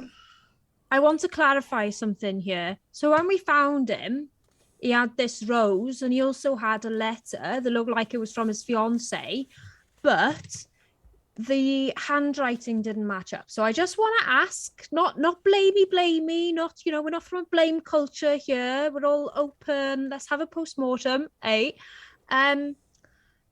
Did anyone in this room, put your hands up, if anyone in this room, free lovely trust zone we've got going on, anyone in this room, not looking at anyone in particular, fake a letter from his fiance with a cursed rose and send it to him at the pub he was staying at so that he would fall asleep and be cursed, and someone would have to bring him here to the witch so that she would fall in love? Is that what's happened here? It's all a friendly zone now. So you say all of that, and there's just sort of deadly silence, and the Shyla is just glaring at you, and then you hear from the bartender, "Oh, that sounds like a pretty specific question." Well, I turn was around it to the you? bar- Did you do it, Mr. Bartender? Uh, Not a blame culture, just asking open question. no. Should we go round the room? I didn't do Regina? it. This is a thing I didn't do. This is something I absolutely, definitely didn't do. Like, it wasn't me. As you say that, Thank smoke is you. coming out. I didn't do. Didn't. Missed. Do. And so you, okay. So the bartender just obviously says no. And the bandits all look very, her like guards, whatever, all look very like uncomfortable. And one of them starts to raise their hand, and then she like slaps his hand down. Is like, "Stop that, you idiot." Oh, sorry. It's all right, this is a safe area now. Everyone can say whatever they like. Let the man speak. That's what I'm saying. And so she, and she says, "I didn't do it. I just wanted to say that." And she says, folds her arms, and she stares at you, Hweddle, and she says, "I think I'm done having this discussion. Now, show me him so I can take him as was part of the agreement, and then I'll be able to let you go. I might even give you a bit of a reward if you're nice about it. But I am tired of having this silly conversation when there is a loved one to, she kind of pauses, save. Oh, what kind of reward? Just one more thing. What's that? She turns to you. Are you responsible for the hedge and the troll? What troll? Him? And she looks at Lump and you, and then she looks at the empty table because the trolls aren't there anymore, and she's like, shakes her head. The one at the bridge. Her eyes kind of narrow. What do you mean? The one who thought his bridge was made of stone. Here I'm going to ask for another one of those classic empathy tests here, please. Do you have that? Nope. Okay. Nope. So, I don't generally need to read the emotions of the dead. This one is insight that we're looking at. Well, it's going to be a flat D3 for me. Does Oh, Boots what the have hell? empathy? I'm going to throw in a light fate. Let's make it 4d6. Okay. Oh, I see a lot of sixes there. Oh, okay. I'll take the double 6 and a 5. Wow. Okay. So, almost certainly. So that's a great success, is what that is. That almost certainly, Reginald. That almost certainly suggests that she is like when you said the whole business about you're responsible for the troll, you can see her eyes widen a little bit as if in recognition about this thing with the troll. And then she's like, I don't know what you're talking about, which has got to be a bald-faced lie. Wouldn't it make returning with him difficult if your intention was for him to come here? And she kind of, well, I was planning to go get him once processes had concluded. A broken bridge can't be crossed either way. Maybe not for you. Ooh. Ah, is it one of those flying carpets I've heard of? More than a flying carpet. She kind of like... Witches don't use carpets. Even I know that. And she, Flying stagecoach? and she says, I have my ways. I would have made my way there, and this would all be over, and he would be with me, and you would be where you are. That's the way things should have gone. You know, Then why leave the notes? Well, the note, and she kind of like just had to get him to the inn first, and then address the problems later on, that's all. You could have at least paid for the room for the duration. Well, it wasn't on me to do that. If it was his father was there. Why am I having this discussion with you? Where is Morris? Lum just The closes innkeeper her. tossed him into the river because he was dead. She narrows her eyes.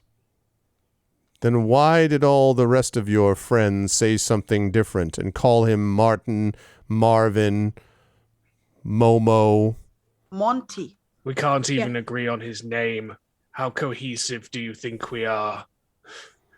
Yeah, I mean, you know, how do you expect us to know the name of someone that we hadn't seen in days because he was chucked in a river? I don't Weeks. remember the name of everyone they chuck into a river. I'm from the crags, happens all the time. I mean, most taverns find a dead guy in the bed. That body's getting tossed somewhere. They don't all come to my graveyard. He wasn't dead yet.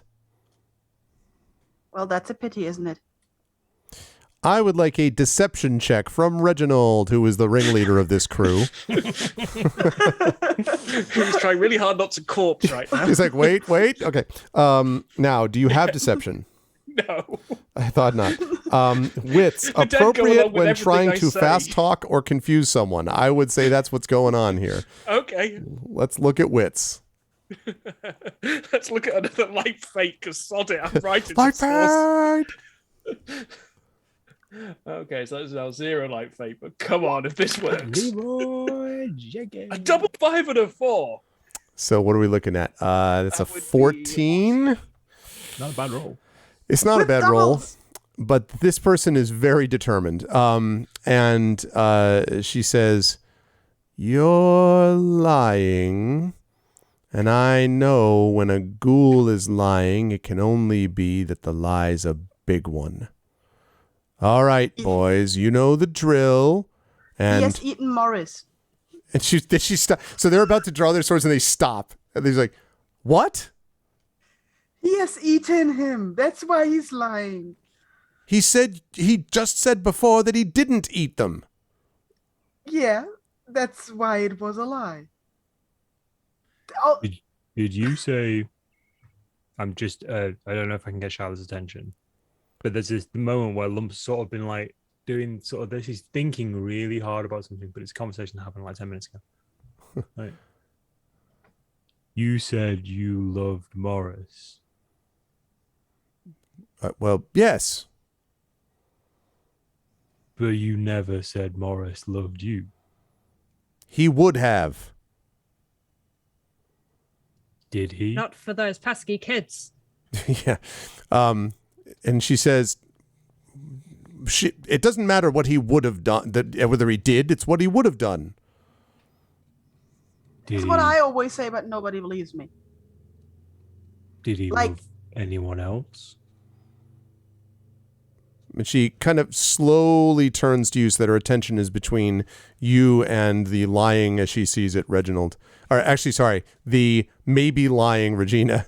And she kind of looks in your direction, Lump, and she says, what exactly would you know about love, I'd like to know? Done things for love, done things for money. Sometimes proud, sometimes not proud.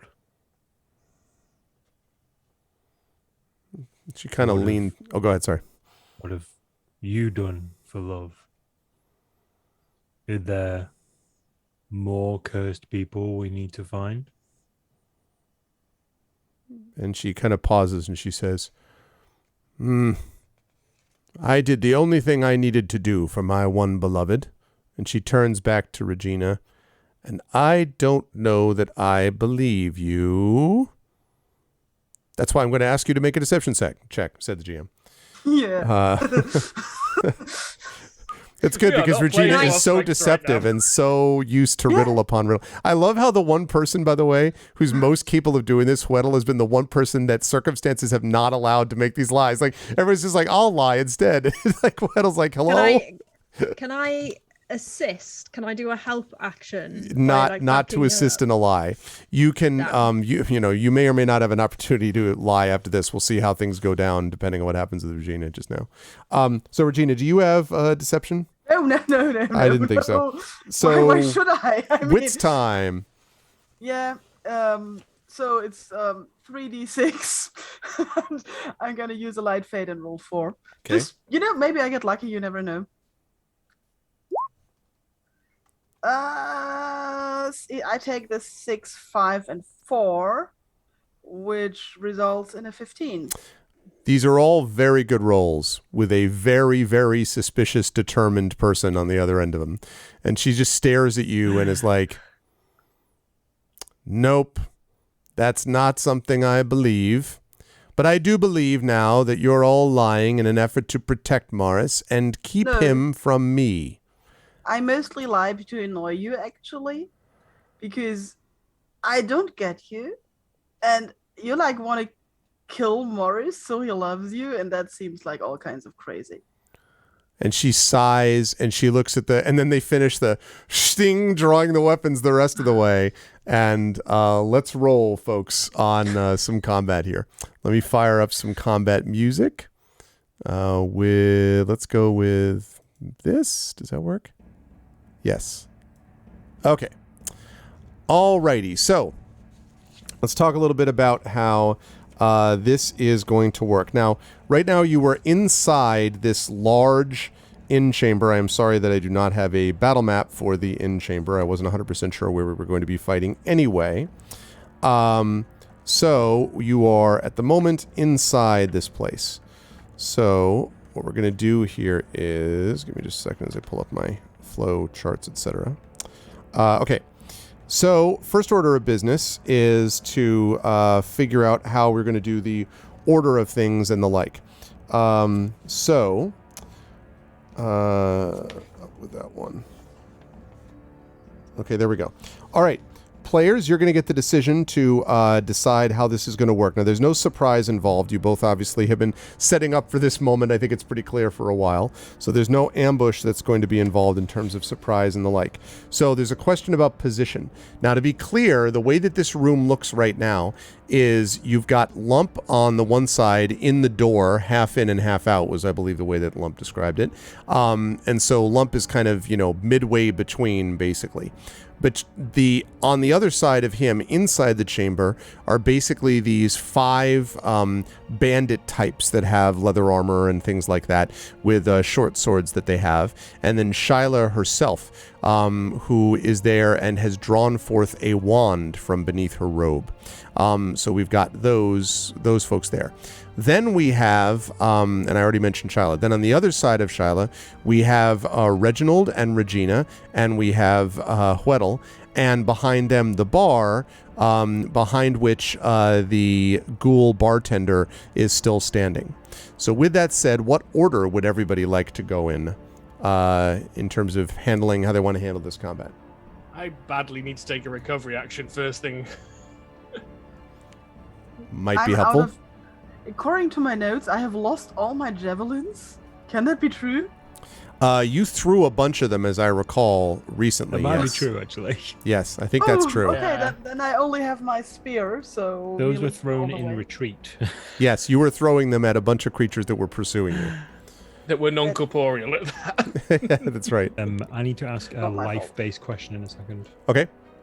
I will do that. By the way, chat, reminder, inspirations are here. Also, the Gray Shade Kickstarter that I am running, we have another hour or so of this session. So while this is going on during this combat, if we get up to 8,000, so we're at 7,588, if we get up to that number and we get 110 backers, then I will give these fine people a bit of information. And because I'm feeling generous, I will even consider giving one of them a light fate if we get up to that 8,000 number plus 110 backers. So we only need 3 backers and we need $412. So if folks are interested, please check out the Gray Shade Kickstarter because it is something which I think you will appreciate if you like, D&D and tabletop role-playing and stuff like that. This is 5e based and there's books in it too. So please check that out. And thank you all for being here as we do this. So, okay. Yes, we're going to have that. So you got a recovery action that we said that you wanted, Reginald wanted to do. What about the rest of you? Regina, you've got your spear, as you mentioned. Yeah, quickly. I need to quickly check something because I have not used that spear that much. Give me a short moment. Okay. So I wanted to ask a question about how long it took us to get from the hedge to the town and how much time has passed, because I regenerate health. I would say it took about 15 minutes to get to the town, another 15 minutes. It's probably been about a half hour, I would say, since the leaving the thorn hedge. Okay, cool. Thank you. Sure. Just for anybody keeping score at home, I regain nothing. Okay. That's a shame. I can't tell you how much that breaks me up inside. Okay, let's see. And we've got those. Where is the list of weapons? So just to confirm position, I'm half in, half out the door. Right. There's Shyla, let's say, in the center of the room. Yep. 5 bandits between me and Shyla. That's right. And then behind Shyla are the rest of your companions. Hweddle, Regina, and Reginald. Yeah. And in the corner sort of thing is the bartender. I might have to revise my action actually, because I've just reconfirmed because it's going to be a fortitude test, which I don't have, so I've got to beat a 14 on 3d6 flat. Okay. So that seems not a good way to go. Not sure then. Hey, Stelio. Such gray shade from the DM there. I see what you did there. Thank you, I'll Stelio. leave my action to last if everyone's okay with that. and probably lightning bolt something. Someone already targeted by someone else. Good plan. Okay. That's a good plan. I am not at all even slightly recovered from the swamp right now. Okay. So Reginald will be last. Who is going the rest of the order?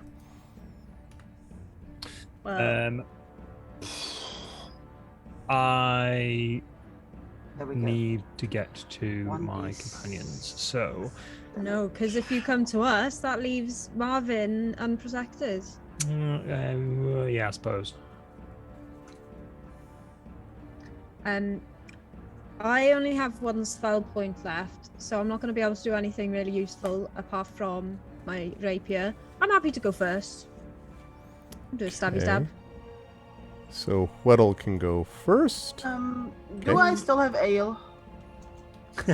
Do you still have ale? I still have Yes, ale. I would say you have about a half a mug full of it.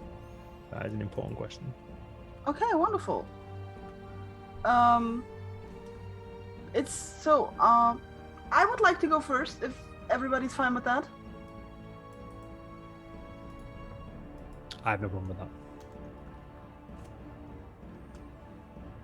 I'm going to assume Okay. nobody else has a problem with that. Wonderful. I will go probably third, but it all hinges on the answer to the question: is there any furniture near me? Not right near you, but there are tables. The problem is most of the tables and chairs are on the other side of the bandits and Shyla. Okay, cool. Then I will go whenever I am able to go. Okay. So I don't mind. So Do I have Regina, Weddle, Lump, and Reginald then? Does that sound right? That sounds right. Okay. All right. In that case, we will begin with Regina. Regina, what would you like to do?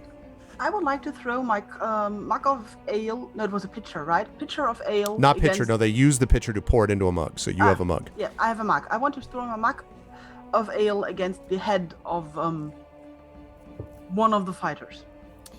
Most likely one in the center. Okay. Let's see. You've got thrown weapons, right? Yes. I do not have a focus on mugs, though. You do not have a focus on mugs. Okay, have I a will focus allow on this. rocks. I will allow this. It is slightly unorthodox, but I think it's reasonable that of all people I know, Regina would be the one to throw mugs in anger on certain I'm certain serious. cases. I'm aiming for the face here. Called shot on the face. Yes. Okay. All right. I will take that into account. Okay. Thank you. So, then what we do is we take a look again at the handy test involved. So, do you have the skill? Thrown weapons, yes. Do you have a focus? What's the focus here?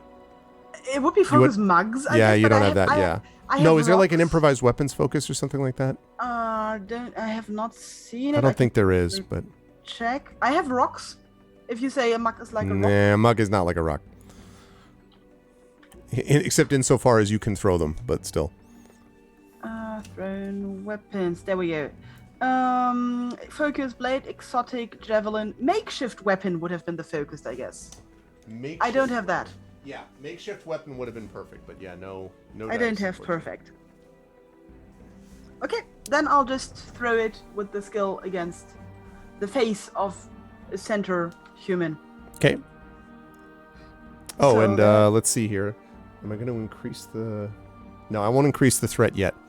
So far, I've only had 5 Dark Fate, which for this crew is less than I usually have, you know. Oof! Wow. Well, speak of the I devil, was- thanks. Did I mention that out loud? I was just about to say congratulations on getting another backer on Kickstarter, but after that gut shot, Ooh, look at that. We did get another. That's good stuff. Thank you to whoever was that new backer. 7763. I love that number. Thank you, everybody. 108 backers. That's great. That means that we are, first of all, thank you to who did that. And secondly, we're now only $237 plus 2 backers away from this party getting a benefit and advantage to what they're fighting. So if you want them to win this barroom brawl against this terrible person that wants to force people into loving her. You know what to do. Outnumbered bar and brawl. There's outnumbered bar and brawl with heavily rested bandits and a witch and a very tired party, and you can back it with just $1. Like that's totally fine if you want to do that. Yeah. It's why we have inspirations. Well, you have that too. Yes, I'm aware that you have those inspirations also.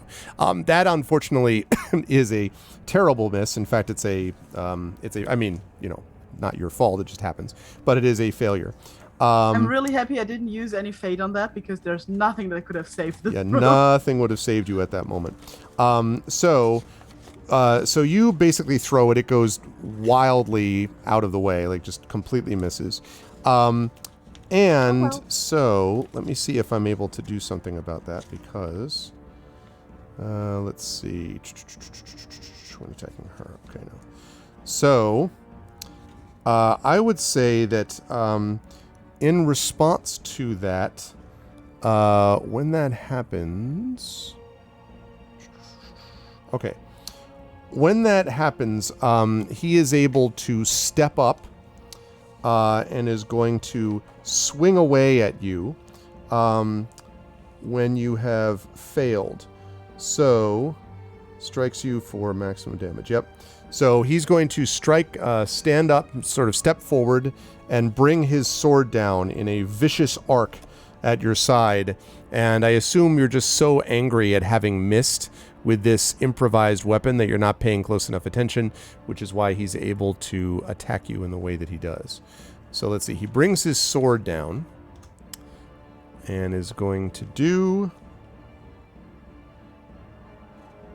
It's going to be a lot of damage. What do you have in the way of armor? Have you used up your armor points? Or what do you have with armor right now? I have not used them up. I still have 10. You have 10. You now have 0 because he hits you for 10. So he maxes the damage on you. Yeah, well, that's what happens with you had a failure, unfortunately. It was a bad failure. So he hits you and brings that forward, and your armor absorbs all of it. You remember, you X out that first one. All the rest of the armor is gone for this fight, and you've X'd out that one for later. And so you kind of stagger back from his blow, and he says, "That's for drinking, not throwing." And he kind of cackles at you. Barkeep is funnier than you. The barkeep has better jokes. Okay. And let's see. You threw the thing, so you could theoretically move your position around, but we'll talk about that position next time. He's moved up to basically engage you, Regina, up on that miss. So he's right next to you. So, okay. Weddle is up next. Weddle, you have seen your sprite be hit hard. I'm not having any of that. I just wrote a song for her. All right. Well, I get that guy.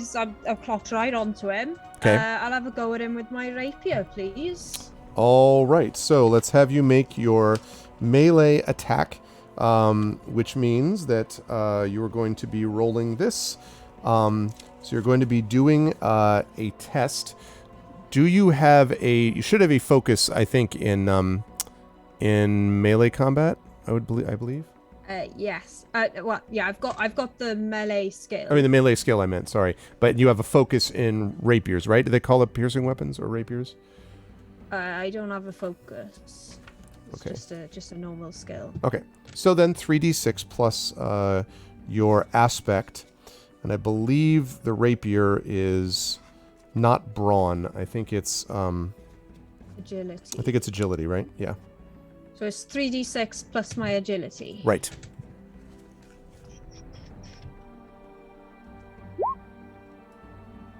$11.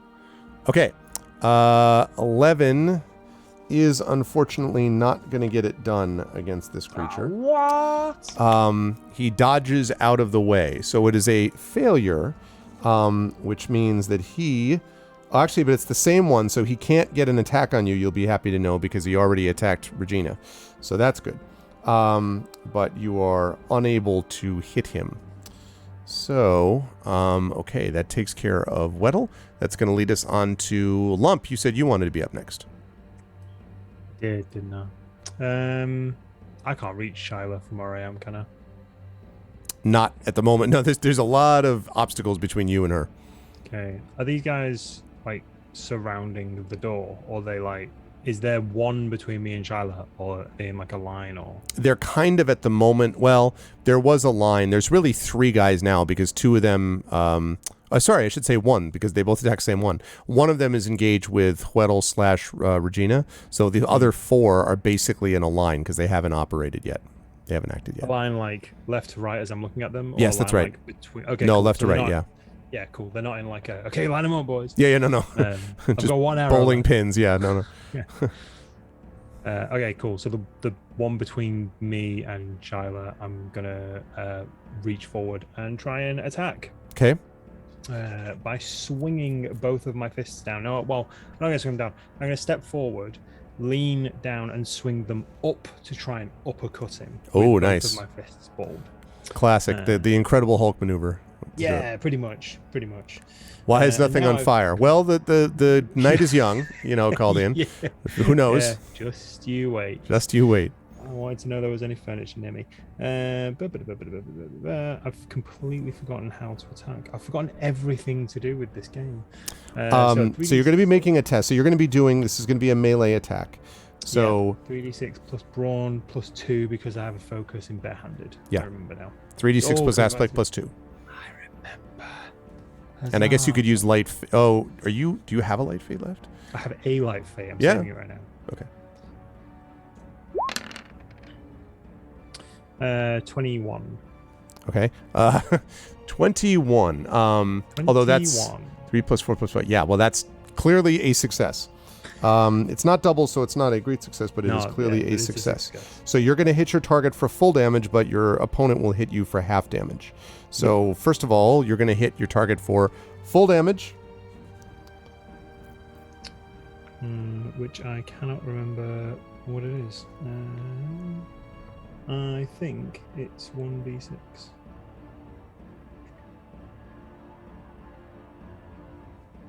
Bear with me just 1 second.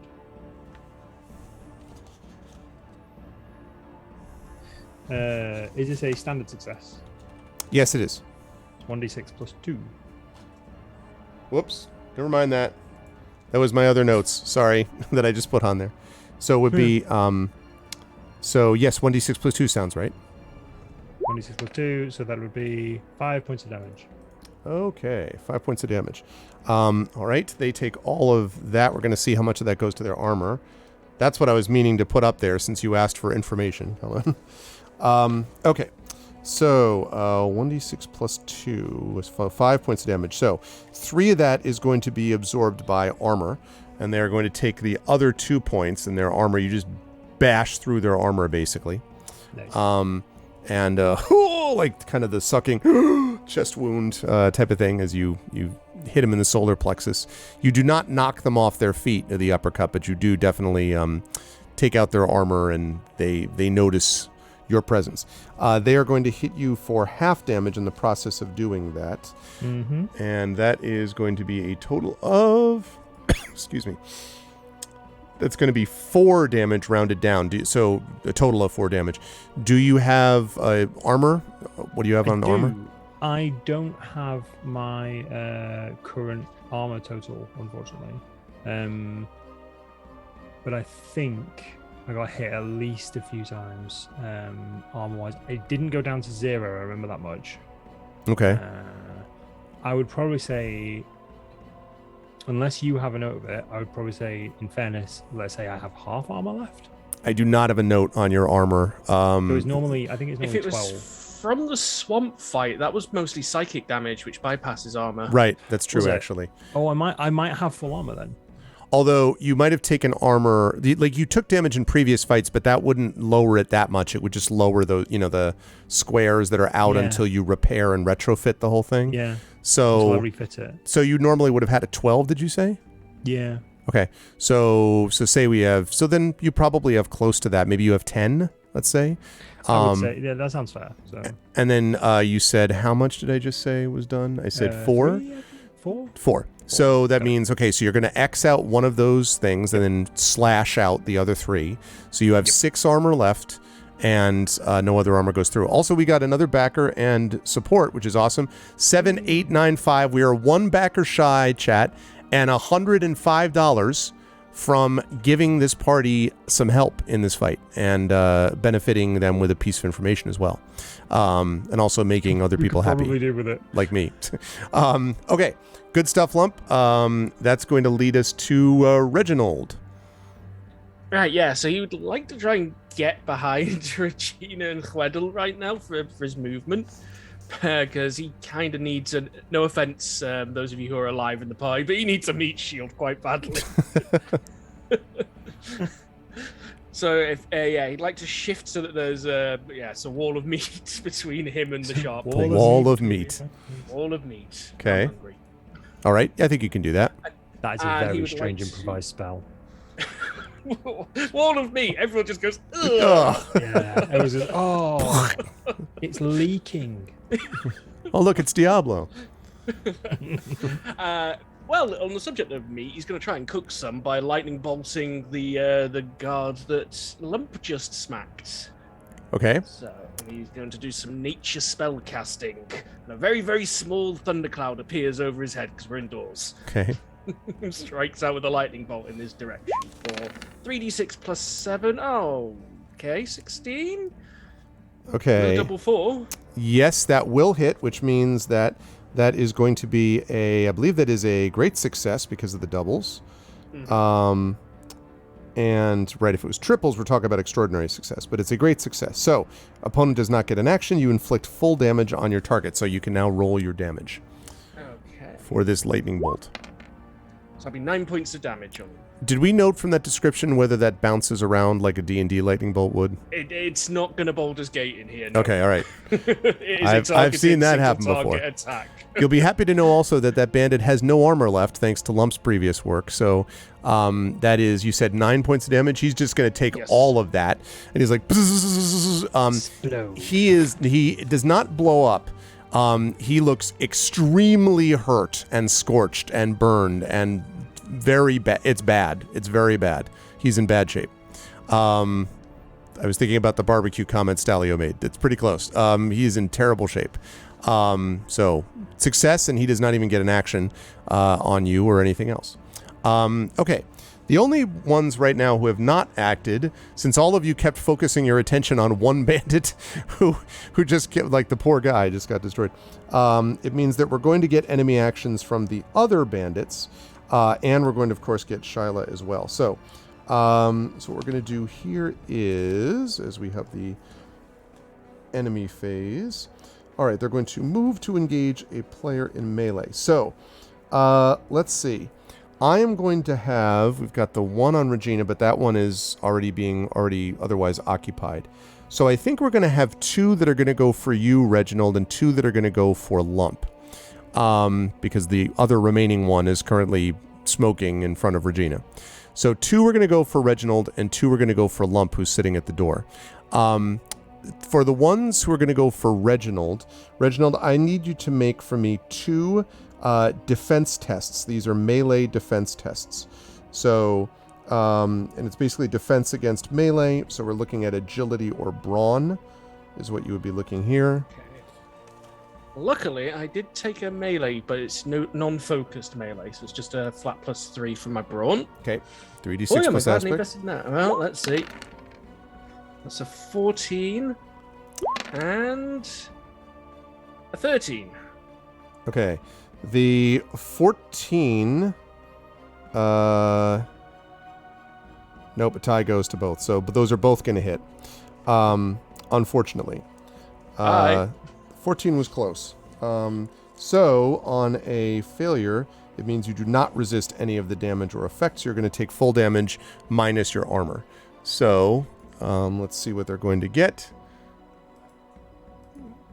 So one of them is going to be. Okay, that's 7. Oh, wow. That's bad. So that's a grand total of 17 minus whatever armor we're dealing with you. Minus 3. So I'm in negative hit points. 14. That's a problem. Okay. I was on 6. Slash. Bang. All right. So when that happens, I don't think we've actually had this happen yet. Not in this story, but we did in the previous one. So what this means is every time you're reduced to 0 life, you must check a wounded box on your character sheet. So you have taken a serious injury. And so that's just something to keep in mind with that. And then you were also unconscious. So you're unconscious and you were wounded. So each round after this happens, you're going to have to make a death test to see if your character is still alive, not unlike a death saving throw in D&D. We will talk about the implications of that. I will note to everybody that any kind of healing spell or magical effect will immediately stabilize a dying character, or you can stabilize a character with a successful heal test. And if you are successful, a stable character regains consciousness with 1 life. They're no longer dying, they no longer need to make death tests, and they can act the following round. So I'm just letting the rest of the party know that, since your friend Reginald has hit the ground very hard. Okay. And the ghoul behind the bar is like, I've seen that before. And that's going to lead us down to the 2 that are attacking, I think it said that are attacking Lump, because Lump is there to be attacked. So Lump, yes. I need you to make Lump 2 melee defense tests too, please. Absolutely. Bear with me a second. 2 melee defenses. Could you remind me how to make a melee defense test? Yes, so you're going to be basically a very similar way to actually making a melee attack test. You're going to be using brawn for this. So it would be melee and then a focus. I think that's actually a focus in defense, I believe, or something similar to that. Yeah, so I don't get that. Yeah. So then it would just be, but you do have melee, obviously. So that would be melee plus your aspect. So 3d6 plus your aspect, which is brawn. Okay. I also get +1 because I've got 2 weapon fighting. It says you get a +1 to any melee defense test. Even when you're doing it with 2 unarmed? Like, do your fists count as weapons? Maybe they do. I don't actually know. Okay, well then, yes. Then well, for the reason of 2 weapon fighting, yes. That's why I'm normally attacking with both fists at once. Gotcha. Okay. Then you could do that. So 3d6 plus aspect plus brawn plus 1. Cool. Do those. So that's a 20. Yes, that is enough. It's not a... It looks like it's no doubles there. So it's a standard success, which means you only suffer half of the damage. Oh, so let me just tell you what they do, what that person does with their attack. And this is the first one, right? That's right. This is the first one. Cool. So that's 5 halves, so 2. So they do 2 points, which probably don't even get through your armor, right? Nope. Okay. I have 4 armor left. All right. Now the second attack. So one more test, please. Just update that. Sorry about the clucky keyboard. Someone get the stretcher for the ghoul. Yep. That is a 14. 14 is a tie. That's the number that they have. So that means it is a failure, and you are going to take, I am sorry to say, full damage. Yep, full damage. Which is, boy, these guys hit like trucks. So that's 9. Minus, how much did you have left? Sorry. 4. Okay, so 5. So that means your armor is now gone, and also you will take 5 points of damage that gets through to your life. So you're at 5. I think you were at 11, weren't you? Or did I was at 12. Did you gain a point back? You were at 11, but... Oh, was I 11? Oh, yeah, okay. You were at 11 out of 24 at the beginning. I don't know if you gained one back on the way down to the village. No, not at all. Nope. So then, yeah, then you had 11, so you'd be at 6 now. Yes. Okay. All right. So they have gone, and now it is the witch's turn. And she laughs and looks at all of you and says, you should have done what I said when you had the chance. Let's see. So she is going to cast a spell.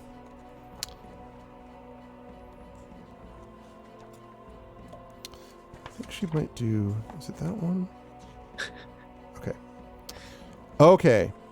Let's see. She is going to stare at, I think, Regina, who dared to lie to her. Let's see.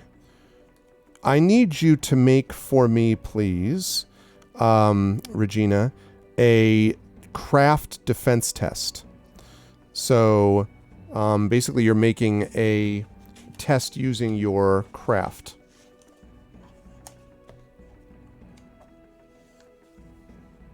Oh, 1 moment. So 3d6 plus craft? That would be correct, yes. Okay.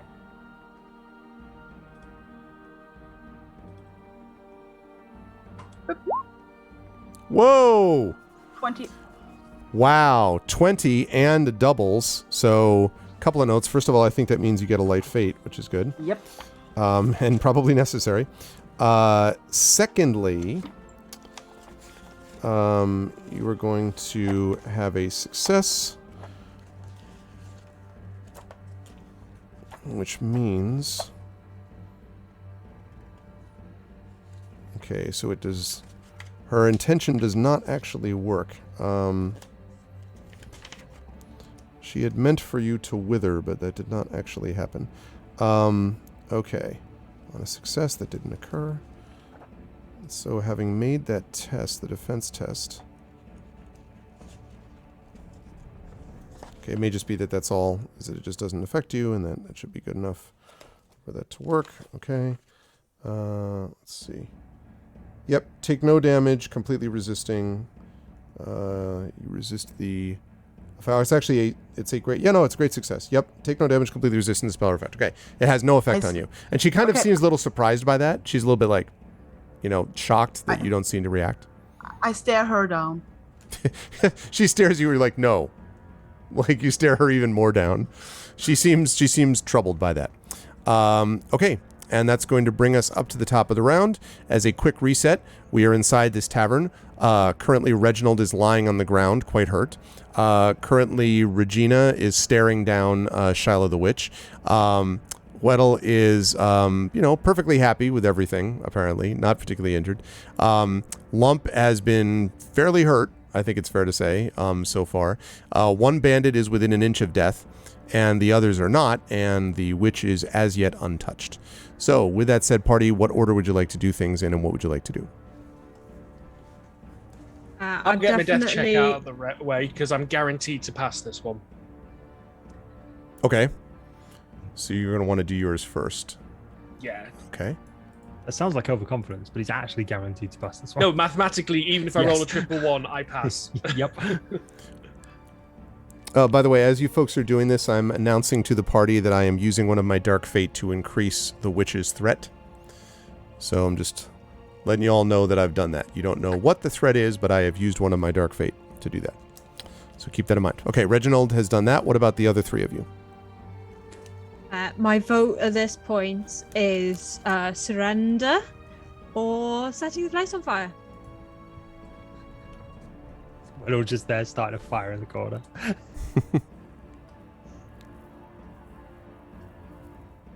I'm going to try and... I've got my gaze firmly set on the witch, but there's a bandit in the way, so I'm going to try and get rid of the bandit in my way. You could... I should say, by the way, Lump, you could try to basically, like... I mean, the stuff has gotten disrupted enough. You could try to push your way through the bandits. There's no attack of opportunity as such, but it might mean that they might get benefits against you when they give their attack of some kind. You don't know. It depends on what they do. But there's enough room that you probably could just push through them if you wanted to get to her. I'm just letting you know that's a possibility. Well, but it's risky. That's all. Yeah, that's... Wow. Yeah, doing anything at this point is risky. Pandora, I'm just playing it the way that, the way that the witch tells me to play it. It's not me, it's the witch. Blame her. I want to go before Lump. If we're doing this plan, I'm going before Lump. Okay, that would suggest that Regina goes last, if I'm counting that properly. Yes, I would go last. All right, is that good with everybody? Okay. All right, so we start with Reginald, who's going to try to make this check. That's a yes. Yep. Okay. Which means that when you've got that done, if you roll a 6 on the Kismet die, you stabilize and awaken on your own. So you have succeeded. The difficulty will increase. However, so you're still dying, but you have not gone any further down the line. Getting better. Yeah, I've had worse. Okay. So there's that. Do you go to a darkness at the end of the tunnel if you're a ghoul? And you've like what? How does this work? You've already been down the tunnel, right? Like, there's like a sign like Reginald was here on the side of the tunnel or something. Like, Spirit moves on to what's next. yeah, I suppose. Okay, We so happen to know for a fact that there is something next. true. That's a good point. Yeah, you got that knowledge. Okay, so Reginald's there. Did not go any further towards death this time. That's going to lead us to Weddle is up next. Yeah, so I would like to use the free action at the start of my turn to cast Cloak of Shadows on Lump.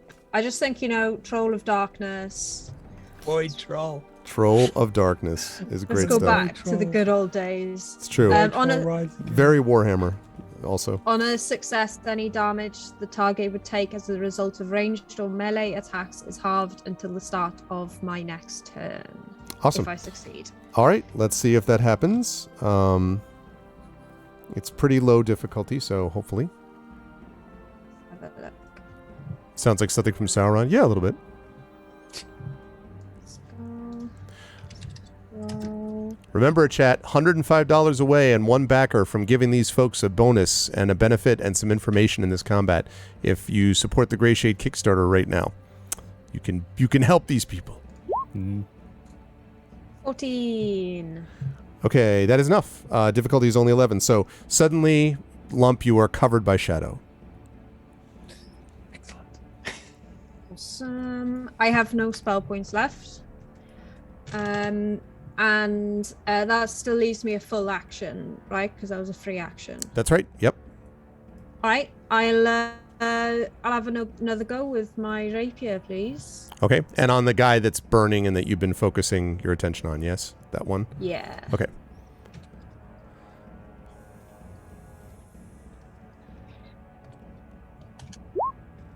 Yeah.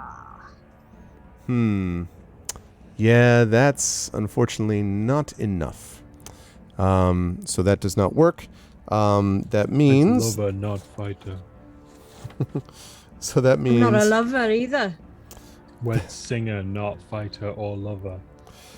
You inflict no damage to your target, but your opponent is going to hit you for damage on a failure. So let's see. He is going to do... All right, 7 minus your armor, Weddle. I'm still not up on the armor system. I got 4 blocks of 3 circles, and one of the blocks has got an X and 2 slashes, and the others are all circles. Okay, so the X with... So wait, you've got an X, and then you've also got 2 slashes, or you've got an X? I got an X and 2 slashes. Okay, so the X just means that that's going to be that way until you repair the armor during a rest. The slashes are still usable for the beginning of the fight. It means you're going to put an X through one of those. Oh, no, I'm sorry, I take that back. Because you put slashes, you haven't repaired those either. So it's just the 3 circles. So the 3 circles that are left are 3 armor points that are going to be used. And you can now put slashes through those 3. So you put slashes to the circles. And what did I say was the damage that was done? Was it 7 minus 3? So that means you only take 4 life damage. So I think I have you at 17 now, because I think I did 21. And your armor is out for the rest of this combat. What's your what armor are you wearing, Weds? Leather. I see. Mm-hmm. Yeah, that's what they're using too. Okay. So that was the deal with that. That brings us now to Lump. Cool. Lump is going to try and barge his way past the bandits towards Shyla and try and take a big old double-handed over-the-head swing at her. Okay.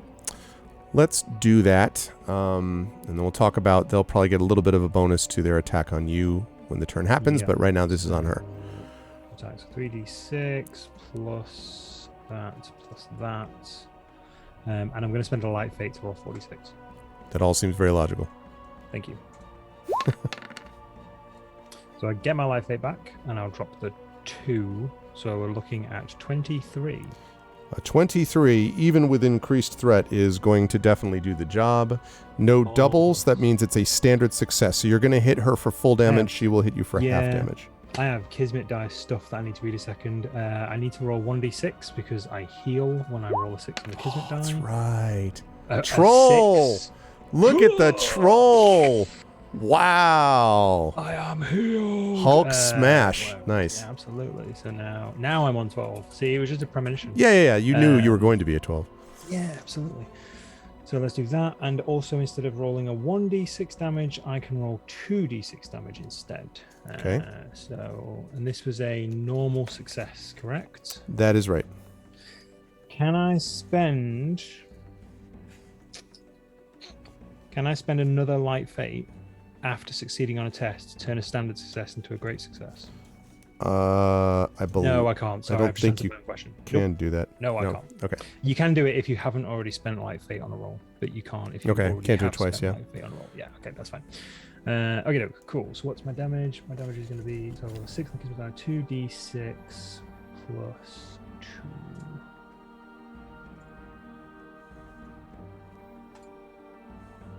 I think that's This is with me having boosted her chat, by the way, with my Dark Fate. But it wasn't enough. Yes, I think it's just 2d6. Yeah, everything else is, I think, success based. So it's going to be 8 points of damage. Okay. So she will reduce that because of her robes by a good number, but you have now broken through her robes. And she is... Seems weird. She's hit by you. Okay. And she is going to do damage back to you. Although it will only be half damage, depending on what she does right here. So, let's see what she's going to use. Oh, wait.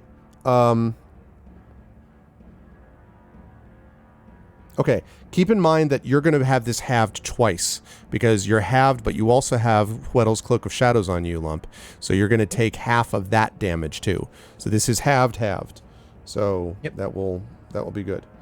Let's see. Can't do that. Let's see. All right. So she basically falls back with your attack, and then you filth, and lifts up her hand, and her hand glows, and something which Reginald would know if he were conscious, as a lightning bolt goes firing out of her hand directly into you, Lump. So I need you to make here a defense test. This is athletics if you have it. Athletics. I do have athletics. Okay. Do you have a focus in like a focus in like say defense or just climbing? Okay, yeah, that wouldn't work. Climb up the walls really fast. Yeah. Can I climb the lightning bolt? So instead it's just going to be the skill plus your aspect, which would be agility in this case. Agility. So yep, so the skill, so 3d6 plus aspect. Yes, indeed. Yes. There you go. That would be a 12 with double 3. Okay. That unfortunately is not enough. I did increase her threat. Okay. So that is going to be damage equal to this plus this. All right. Okay. That's going to be that plus this minus armor. Although at the moment, I don't think you have any armor, right? Did we talk about that? You are correct. I do not have any armor. Ow. All right. Well, that's going to be... Oh, but it's halved twice, so never mind. That could have been a lot worse. So you're going to take 2 points of damage, and I want you to contemplate what that means. I'm happy with that. Yep. that Cloak of Shadows was clutch there, Weddle. That could have been really bad. Okay, so you only take 2 points, so you're down to 10. Also, you've used a per action for this turn, so that could be a lot worse. Okay, that was good stuff, Lump. And Regina is up next. You've got a hurt witch, an exceedingly hurt bandit, and a currently expiring ghoul. That's your friend. Yeah, I can't really do anything about the expiring part, I fear. Oh, wrong character. You could stabilize him if you have heal, but I don't think you do, right? I don't think you have a heal nope, test. nope, Yeah. Nope. Yeah, that's not my skill range here. I'm a bit afraid what happens if we kill the witch. But maybe that lifts the curse. Who knows? Can I also reach? Can I also? I should kill a lot this bandit because otherwise he will get another action, and it would take then we would have one less person to worry about. Lump seems to have the butch under control, so yeah, I'm gonna stab the guy, the one guy, The one super hurt guy. the one super hurt guy. Yes, Okay. I'm gonna stab him. Sounds good. Oh, okay, so with my spear, not my javelin because no javelins. I'm gonna stab him. Lefted me in. Okay, that is. Do I get an attack bonus? No, I don't get an attack bonus. Well, that's a pity. Okay, so I'm just gonna stab him with agility. So it's a. Okay, got it. 3.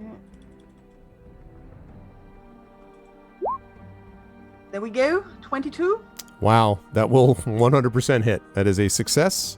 And it gives me a light fate. Yes, indeed. It is a standard success, which means you would be hit for half damage, but I think he's already done this to Weddle, if I'm not mistaken. I think, right, Weddle? He already attacked you back, I believe, and you took some damage. Yeah. So that means he can't do it again. So that means, yeah, so you're just gonna do the damage to him. So go ahead and roll your damage. You will do, I think, full damage to him, if I'm not mistaken. Yep, that's actually the same because I get the physical damage modifier, which I usually forget. So 20 damage. Yeah, you narrowly annihilate him and his next... Sorry. It's 1d6 plus 7. It's 1d6 plus 7. Oh, yeah, 3d6. I should have realized. No, I'm sorry.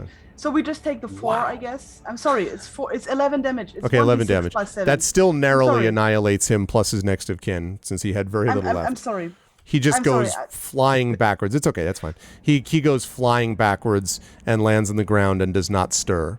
And so he is dead. And that leaves us with, let's see, 4 bandits. She doesn't get to go because she already went. So 4 bandits. Let's see. 2 are going to be on Regina, I think. And 2 are going to be... Actually, no. I'm going to have it, let's see, 2 on Regina, 1 on Weddle, 1 on Lump. I think that works. No, I can't do that because Lump pushed through. I take that back. I'm sorry, because Lump pushed through those 2. So let's do Lump. Let's do your attacks first. So they are going to attack you, and they're going to have their threat increased because of the fact that you pushed through them to get to her. So I'm going to increase their threat by 2 each. So with that in mind, I would like you to make 2 melee defense tests, please. Me? 2 melee defense tests? No, this is Lump first. Lump first. I want to get him out of the way because Lump pushed through everybody to get there. And that is 2 melee 3d6 plus... Brawn in this case. Plus brawn. Plus 1 for 2 weapon fighting. Yeah, seriously, a 3d6 plus 7. Plus, well, it would be 3d6 plus your brawn, and I don't know if it's plus 2, because I don't think so. You don't have a... I don't think you have... No. It's a plus 1 because you get a plus 1 to any melee defense test because of 2 weapon fighting. Oh, that's right. Yeah. Yep. So 3d6 plus brawn plus 1 then, yeah. Yep. Excellent stuff. So first one coming up. It is a 18 with a double. 18 is enough. Yep. So that means you're going to, with a double, which means a great success, which means you take no damage. Excellent.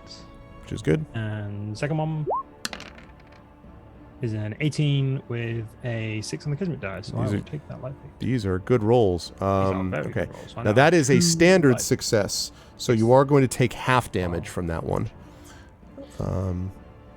But it's still, I think it's still halved because we haven't come back around to, because it's still haven't come back around to, it's on your turn, Weddle, right?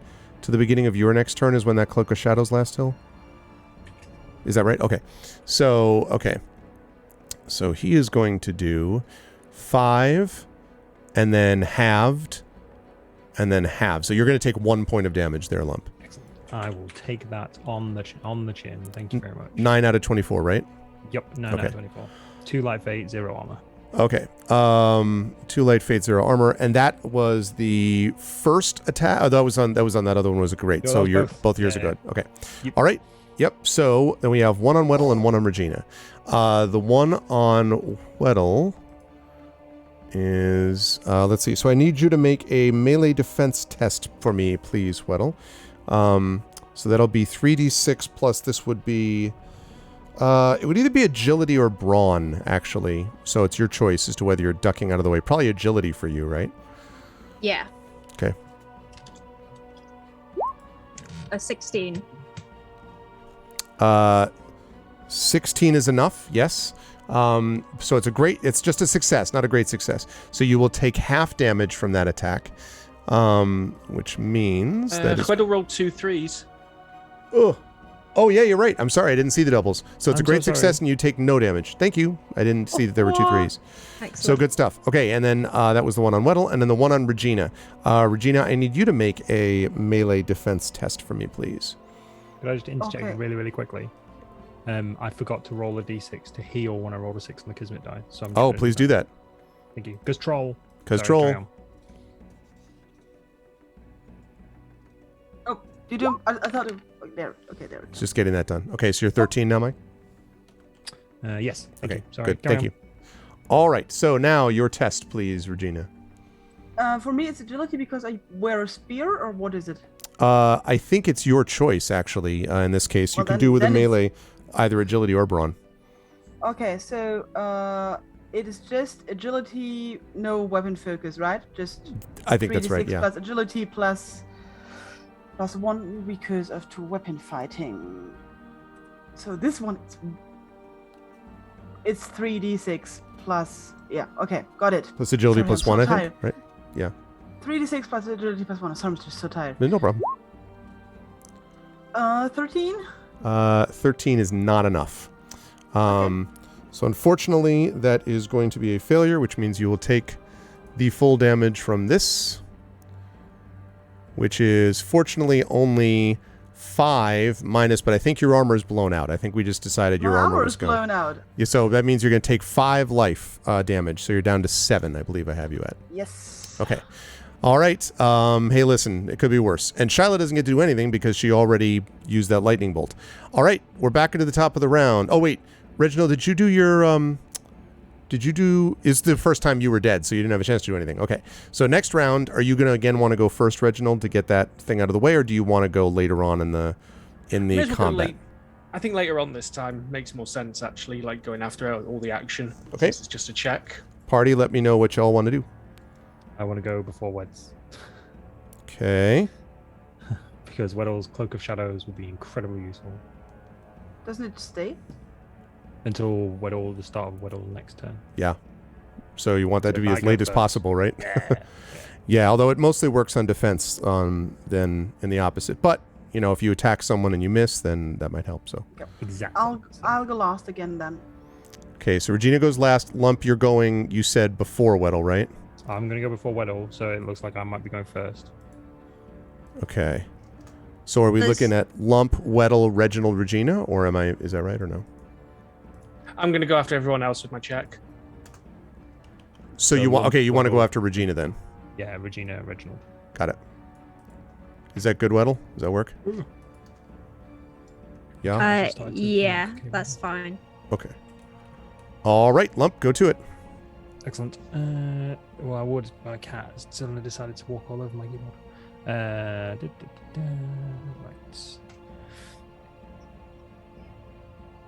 What can I do? What can I do? What can I do?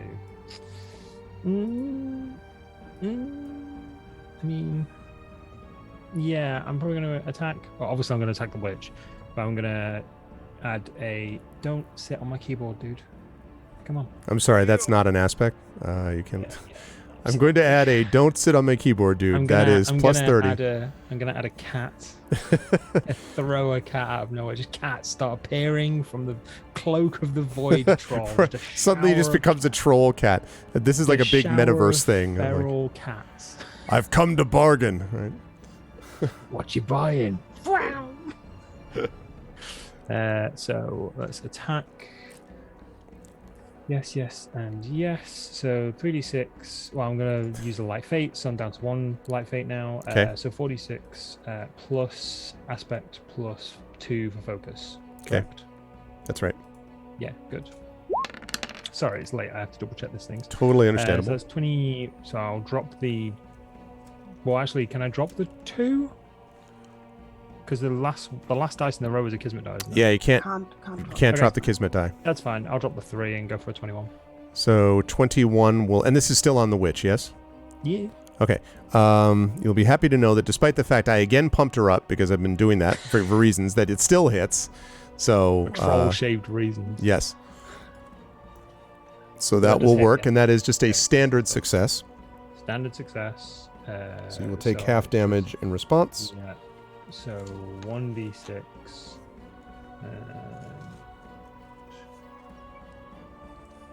It's a cat aspect. Cute, Stelio. I see what you did there. If you're very nice, we'll show you his aspect. 1d6 plus 2.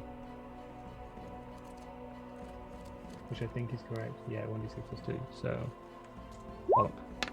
It is 7 points of damage. 7 points of damage. Well, the armor is not appearing in this picture anymore at the moment. So she takes all of that. Ah! And she looks like horrifically hurt, like just very badly hurt, which is typically what happens when you're on the other end of a troll's, fist hit type of thing. Void Troll. Don't forget Void Troll is very important. Yeah, specifically a void troll. Yep. Okay, and what she is going to do is, she says to you, and you hear this almost in this echoey sort of way, I cannot see you, but I know that you can hear me. You don't want to attack me anymore, do you? You don't want to be my enemy. You instead would prefer to just sit down and wait, wouldn't you? I need you, please, to make a defense test. This is going to be a craft defense test, and it is going to be difficult because she's witch. powerful, yes. Yeah. Can I use... And all you light have to be fate able to in do any is of hear my it. defense tests? Well, actually, you can see them anyway because it only works one way, but... Can I use any of my light fate in defense tests? Let me double check, I don't Can recall. you spend light fate before you make any test to add a bonus die to that roll? Yeah, so then yes. Because you haven't used a light fate yet for that, right, on this thing, so... Might as well burn him while you got him, right? Because you had... No, I did. I did it when I attacked her. Oh, well, then you can't do it on the... Well, Okay. wait a minute. 'Cause If it's on this... it's a separate roll. So... Uh... Because I rolled it, I used a light fate to add an extra die when I attacked her. I inflicted damage and she's attacked me, and now I'm defending against her. I'm trying to think if it's part of the same action. I'll allow you to use the light fate. Yeah? There is a part of me that wonders about that because it's all part of the same action, but I'll allow that in this case. I think it's close enough. Cool. So 46 plus aspect, which is craft. Okay. God, this better work. So I'm now down to 0. You're also getting, I think, inspired, as if I'm understanding that's chat's awful. discussion. Well, this may work out. It's absolutely awful. Okay. So, chat, Is there is there an inspiration in the offing or not? I need to know File. quickly, though, chat, if we're doing it. Are we doing it? It's gonna be soon. Gotta be quick. Who's doing it? Oh, Lord. Echo, That door is Rudno, closing. somebody? That Anybody? door is closing. Echo has done it. All right. Echo has Hey. inspired. Thank you, Echo. Thank you. Echo inspiration. Because that roll was rubbish. Okay, so then the way we'll do this for that inspiration is you're just going to roll that entire thing again. Just the whole thing again. The whole thing again, yeah. Rather than God. try to figure out one die or whatever. Excellent. Oh my Well, yeah, God. Sorry, Echo. I've wasted Yeah. your inspiration. Those dice are cursed. yeah. Yeah, that's 13 with a double. that is not going to get it done. So she tells you that it would be great if you could just leave and basically just go to Morris and just wait there for her. I thought she just said sit down. So I was just going to sit. I was going to jokingly say, can I just sit down on top of her? No, not like that. She said actually sit right. at a table, but yeah, I did say that initially, but not sit on top of her. But she's going to, you're going to sit, so you're just going to sit at a chair, basically. So just sit down and, that's it. So you all see Lump do this, and just sort of sit down. And that's going to lead us to Weddle, who you've just seen your good friend Lump, for no reason, sit down in the middle of the combat. People get tired, I understand. Is she looking pretty damaged? She's looking exceedingly hurt. All right. I'm going to shout, surrender or die! And she has about 2 seconds to surrender, or I'm doing Clearly not going to surrender. Yeah, okay. I'm gonna do I'm gonna ignore this other person, rapier attack on her. Okay. Wanna use my life fate, add a die to it. I'm going all out. Okay. Let's see it. All the power, light fate, all the madness, all the greatness. Before you do this, actually, hold on. Chad, are we getting an inspiration out of this? Echo's used his already. Are you inspiring Weddle to try to eliminate this witch? I'm not asking people to do it. I'm just asking if you are before we go. Because I know people said they had a little bit of a delay. So, there you go, Triffid. I love Triffid's line. I just caught that. We will have peace. We will have peace when you are hanging on a gibbet for the sport of your own crows. It's one of the best lines ever that Theoden uses with Saruman. Oh, man, it's the best. Geister has, you have one left over from what, though, Geister? Geister, I should say. Because if you mean from ArvCon, the ArvCon one was just during the time of ArvCon, so you wouldn't have one for that, if that's what you mean. Just want to make sure, double checking. Yeah, sorry.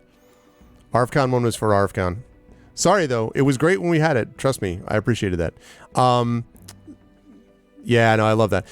Anyone else on inspirations? Echoes is used up in an attempt to save Mike's character. Arudinel, are you doing one or not? Going once. All right, Arudinel has used one. Very nice, Arudinel. I'm going to make a note to myself to do that.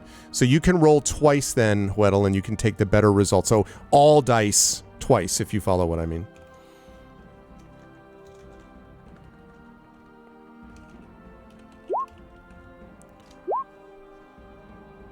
Well, that second one's no good.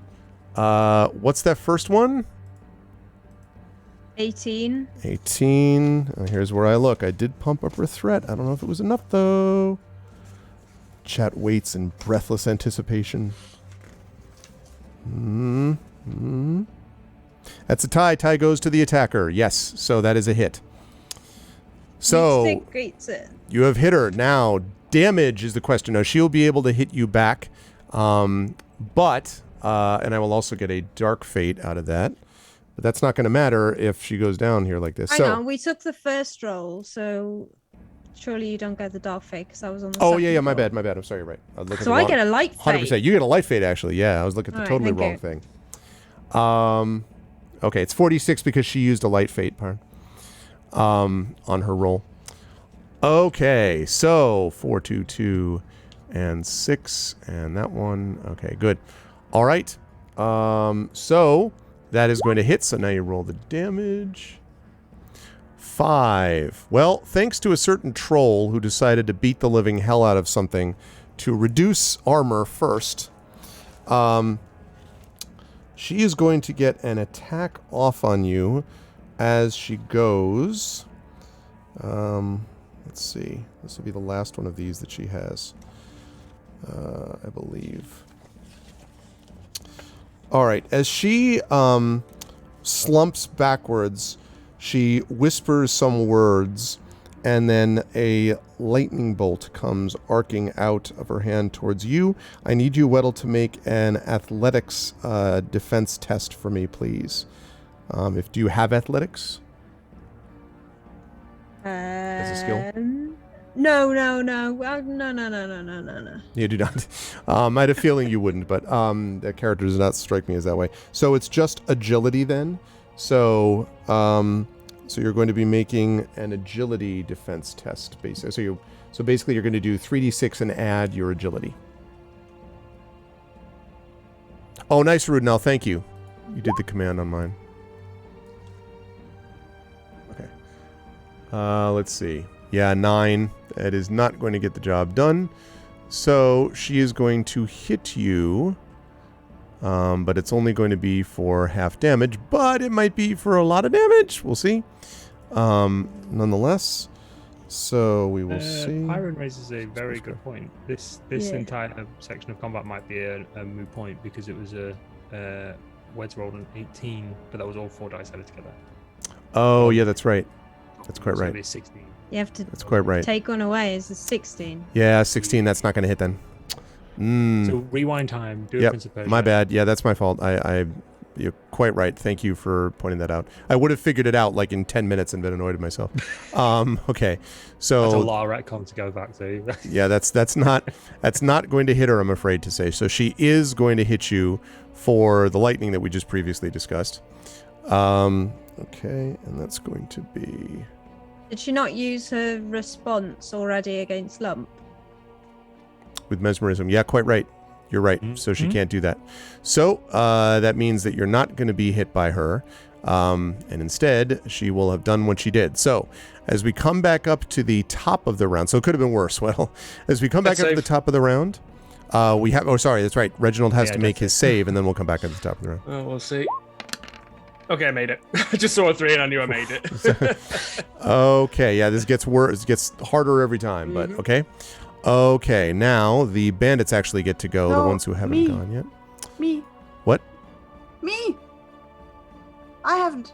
Oh, Lump, yeah, Weddle. no. Reginald shouldn't have gone. It should have been after Regina. Anyway, it doesn't matter. Go ahead, Regina. Whoops. It's okay. No worries. I will attack the witch because apparently the witch makes people sit down, and I don't like that. The question is, will I be able to take her down? I will use my light fate for the attack. For the extra die. And yes, she Yeah, for looks the extra quite hurt. die. We'll see. So it's 4d6 plus 7. Let's see.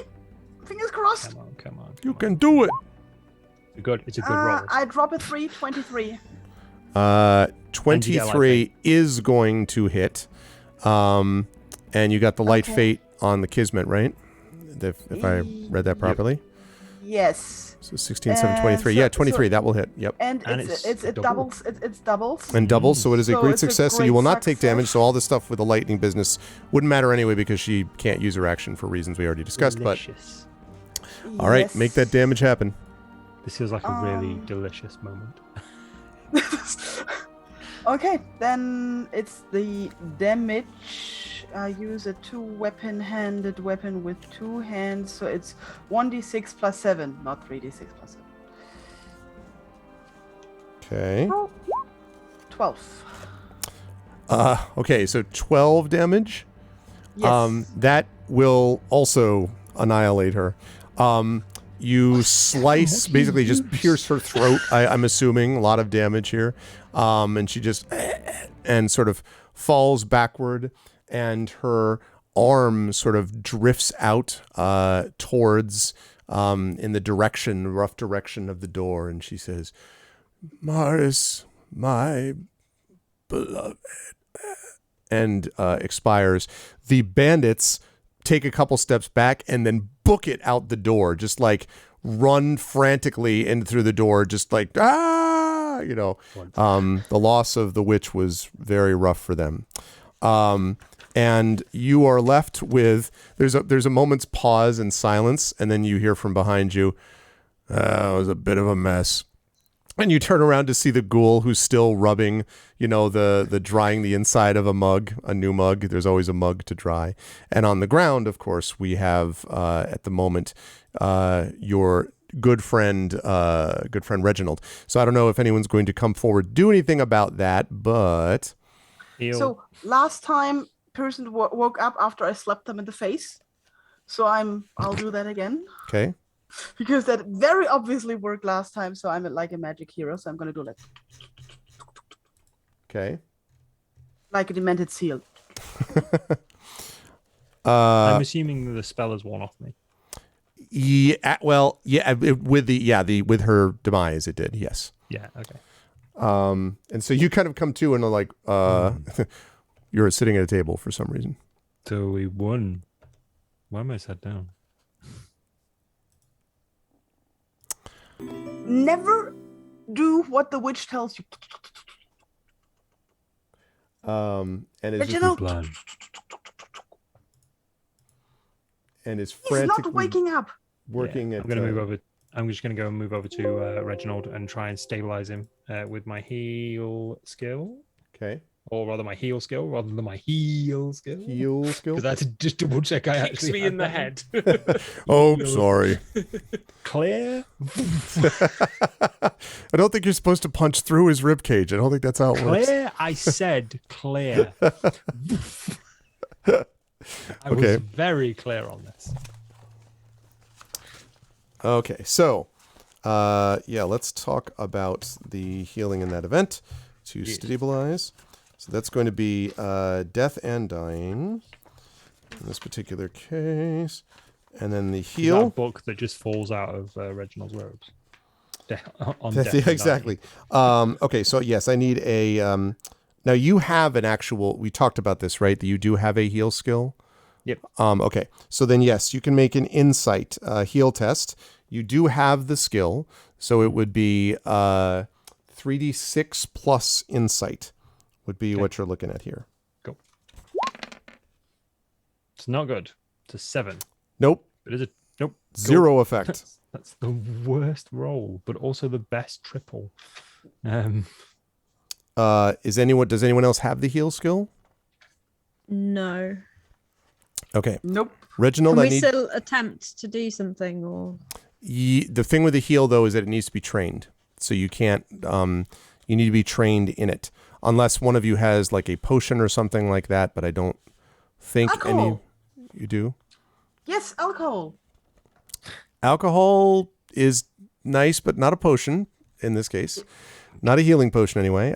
So I will need you to make a death save or death, whatever test here, Boy. Reginald, and then Lump can try again on that heal. Okay, I'm fine. Every time, it's like, whew. Okay, now Lump, you can do this one more time. A better number, 13. Let's see. That is not quite enough. Damn it. I need All right, a. Eric. Lum's just Yeah. like, I'll drop some spirit Wounds. ale in Reginald's mouth. So he, like mist comes out in this thing. At least I can see he's still breathing. I look It's a over to the fair ghoul point. bartender. I look over to the ghoul bartender. It's like, little help. And the ghoul's like, well, we could send for the real sage. The one that wasn't the one. 15 means you made Oh, it. thank you. Yeah, I'm on Real difficulty. sage. Just past difficulty 11. Next one's diff 12. Okay. All right, Lump. You got another shot. He kind of comes over and stands next to you, looking with interest. 12. No. Nope. Word. I'm trying to see if anyone Do, could you, even. do you have a light fade left? Just gonna stall if anyone wants to follow up on that real sage comment. Yep. Real sage. I'm Real did they not sage. send for the real sage? I'm gonna go and get the real sage. Okay. Where's the real sage? So he nods and he already by this point the other trolls Bump and Hump have come down, and so he says, "Oh, go get the real one." And Bump nods and sort of heads out of the tavern at a good pace, it must be said. Okay. Yeah, I follow him. Okay. All right. And as you were on your way out, you can see that walking up the street are two people. There is a gray haired human woman and a young female troll who are walking up the street. And so, Regina, you can see them coming sort of at a decent pace, actually. And Hump sort of speeds up and is like, there's a problem, and is pointing back at the tavern. Which one of the two is it? And he says, what do you mean? Oh, it's Which one is this the one with the gray hair. human? Well, Okay. No one's perfect. I try to speed up the human. Okay. So when you fly over, what do you say? Make haste. Does Why? she What speed up? what has happened? Somebody is dying. What? We can't have that.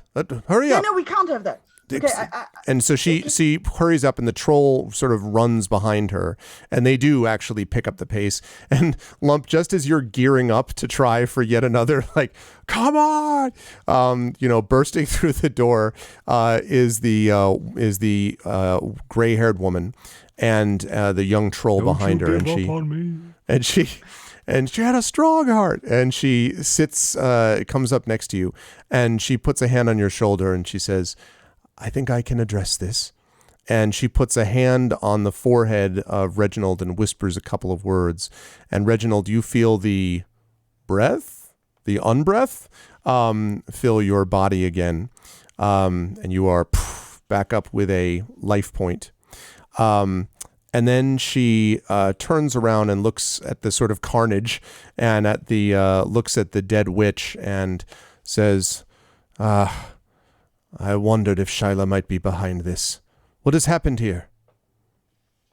Can I, in this time, have just been like, I can't contribute to... Yeah, what do you want to do, Weddle? Yeah, absolutely. Yeah, I want to go outside and get Marvin off the donkey and just drag him by his feet into the pub.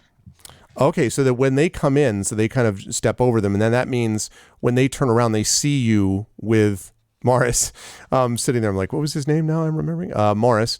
And turn around and see him just lying there. And Zara sort of, and you can see that the troll woman kind of takes a step back and puts a hand to her mouth. And the sage walks over and immediately bends down and says, and the young troll says, Morris, oh dear Morris, whatever's become of you? And the gray-haired woman kind of looks and says, I've seen this before. It's a curse. This young man spurned the advances of someone who found him intriguing, someone with magical power.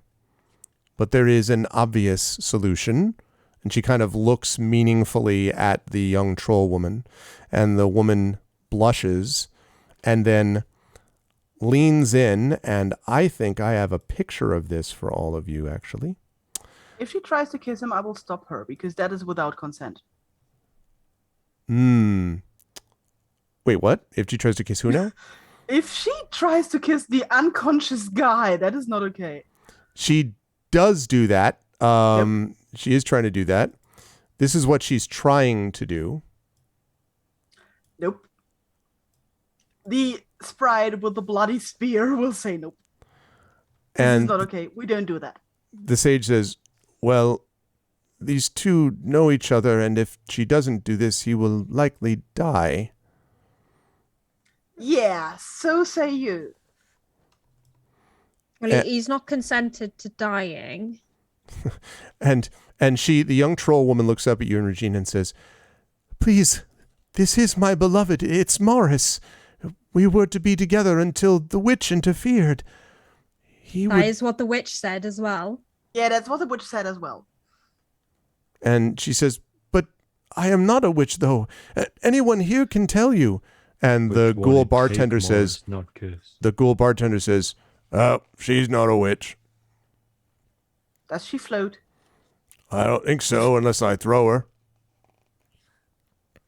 And she looks up at you like, Regina.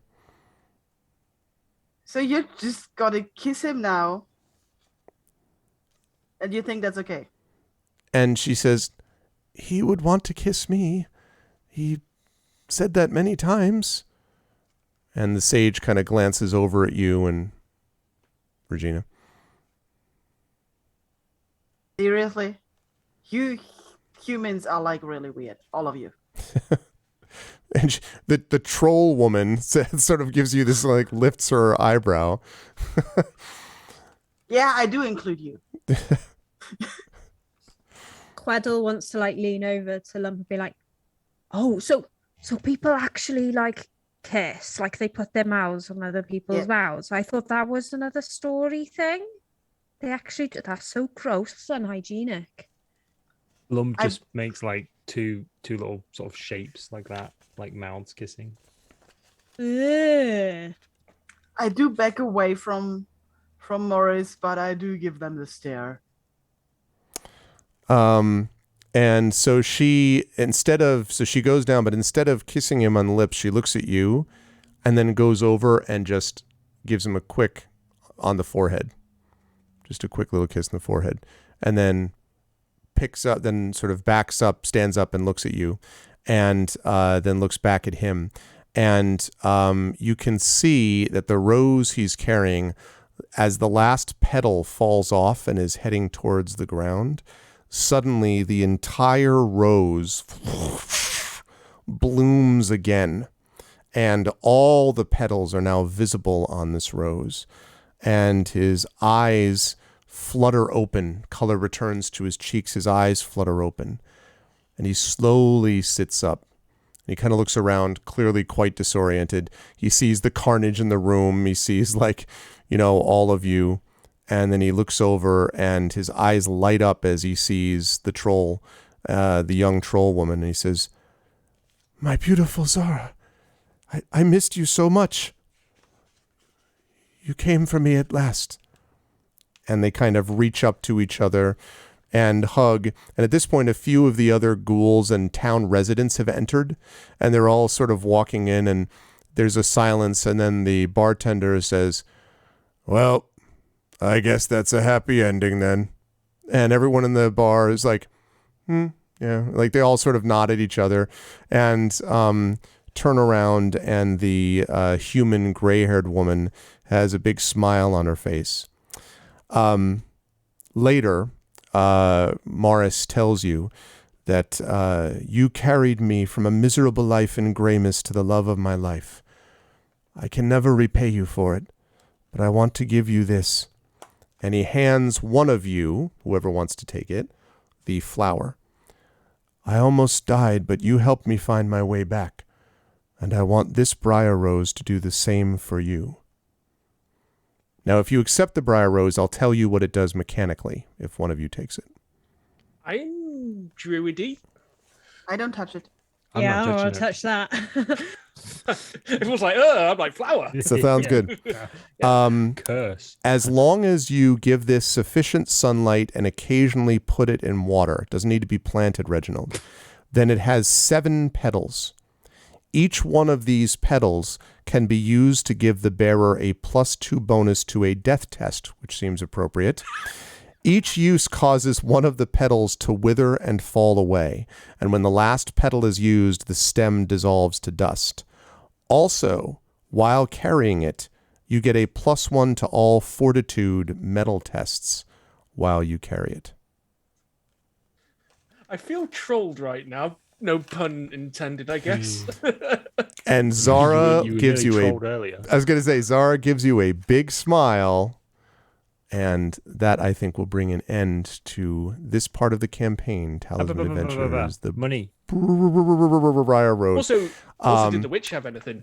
As far as money is concerned, you will be able to get money certainly from Morris and from Zara, who both pool their resources to be able to give you money. And I forget what you were promised, but we 30 million gold. Yeah, I don't think it was that much. We'll take a look and see, but I can manage that. As far as what the witch was carrying, what she had on her was this wand. And then she had a pouch that had, I believe it was 5 coins in it, Reginald. And also she had, I should say, these robes. Now, they were damaged by a certain troll who was bashing her in the face repeatedly, but they do seem to have some properties beyond just the norm. Specifically, this is a magic robe, and if you can get it repaired, this will serve as armor. And maybe better armor than what you have, Reginald. So you've got the magical armor. Damaged. Yep. You've got the magical armor, and you've got the magical armor, and you've got the wand that I just said. And then you've got the 5 gold. The wand, I'll talk you to, next session I can talk to you about the wand and the robe in more detail. Okay. And so yes, and remind me, Mike, and we'll talk about the gold reward for Lump as well. Oh, I will. Good stuff, folks. You have done it. That was an interesting fight because I was pumping up her threat, and I knew that was going to have some effect, and you folks were hurt. But man, a wizard or a witch or any kind of magical creature up against a big-ass troll just bashing her is not a good combination. And very quickly, it was clear that focusing on the witch was probably your best method. So that was pretty good. And the rest of you were also doing a good job on the bandits, although that one bandit was cracking me up. You're just all like, all of my hate and rage into the one single bandit who's just sitting right in front of you. It's a bit like, hey, how about we all focus on one person this time? Seriously. Oh, man. Wizards be squishy. That's exactly right, Stalio. But this was a lot of fun, and we had a chance to see some more. And we did. I thought about this when Bruce brought this up, that there was had a couple of deep moments coming out of Lump there, too. A couple of deep statements of, what about this thing that's really important? And it's like, yeah, you're quite right about that. So that was fun to watch the party work. I will start on the bottom of the column. So good stuff out of Weddle today. That Cloak of Shadows, by the way, was super clutch as well during the combat. That was a big thing for Lump. It meant that Lump stayed up longer enough for the rest of the healing to be able to work as well. And it just cracked me up that everybody was lying to Shyla except you, the one person who would have been capable of lying more effectively. And I just thought that was very funny. How did you feel about the session today? Where will the fine folks find you next? Yeah, it was a pretty good session. I always feel like we're so maybe we're not bad at combat. I'm not saying we're bad at combat, but we're really bad at combat. Yeah. So, but it was really good. Yeah. That one spell point, I think I used exactly how it needed to be used. Mm-hmm. We were hard carried by Lump, not just from the amount of damage, but also being like, no, you're all attacking this random unimportant character. I'm just going to attack the one that needs attacking and just go for it. It was good. Absolutely. And the combat, I mean, you were fighting a pretty serious, witch. So there was a lot of no fault of your own. It was just, it was a tough fight. So, yeah. But you managed. It was fine. Everyone did fine. Yeah. And somehow Weddle has managed to just always stay reasonably high health. That's true. 17 out of 23 life. No armor, but, but otherwise. That's what armor's for. Yeah, right. So that you don't get hit otherwise. Exactly. Yeah. And I still 4 months on don't have fiber broadband. Oh, man. So I am not available anywhere at any time because my internet is so rubbish. But I'm just going to keep phoning BT and eventually they have to do something, right? Yeah, no, at some point. I mean, no question. I'm sorry. Yeah. Kilgore has been having trouble with that, with his internet and all that stuff. So yeah, I feel that pain. So I'm sorry, but you have an awesome dog. So there's that. There's always that way or the other. Thank you, Bruce. Good stuff tonight. I am excited to see what Weddle gets into in our next adventure, which I'll tell chat the name of in a minute. Moving right out of the line, Mike, Lump was kind of the MVT, most valuable troll here in this fight. Serious work with the fists, the bashing through people. You did have a risk of those bandits getting in your way, but it helped to be able to just kind of like bowl through them. Yeah. That made a big difference. And you had a couple of clutch regens too that happened in the middle of that. That was very fortunate. Plus the Cloak of Shadows. So you had a lot of stuff going on that worked there.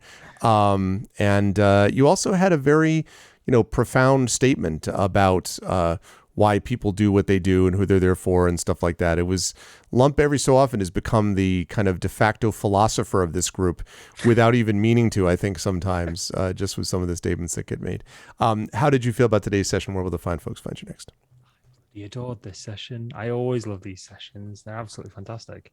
I think Lump is sort of, there's a benefit to him seeing everything in kind of fewer shades of grey than other people would see. Like he's got a bit of a sketchy past, but largely it's like, do good things happen, do bad things happen. He's done bad in the past and bad things have happened, and now he's trying to do some good. But I think one of the things, the reason I focused on the witch was, I think if Lump had a look at the bandits, and I think it was because you said the word bandits when you were describing them, and I think that might have been an accident, but I think Lump would have recognized the fact that these guys are just mercs.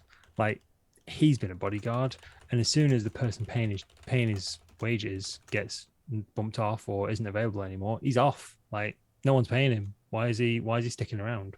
So he's like, okay, well, this is the person who's causing all the problems, so get them out of the way, or at least get them incapacitated, and the others might just bugger off. His plan originally was to try and like pin the witch down at some point and just physically intimidate her to like stop fighting, stop cursing people. But yeah, I really love the session, to be honest with you. It's really nice to be back. I've had a really good break. I'm really nice to be back. I cannot wait to play D&D with you guys next week as well. Really, really looking forward to it. It's going to be the highlight of my week.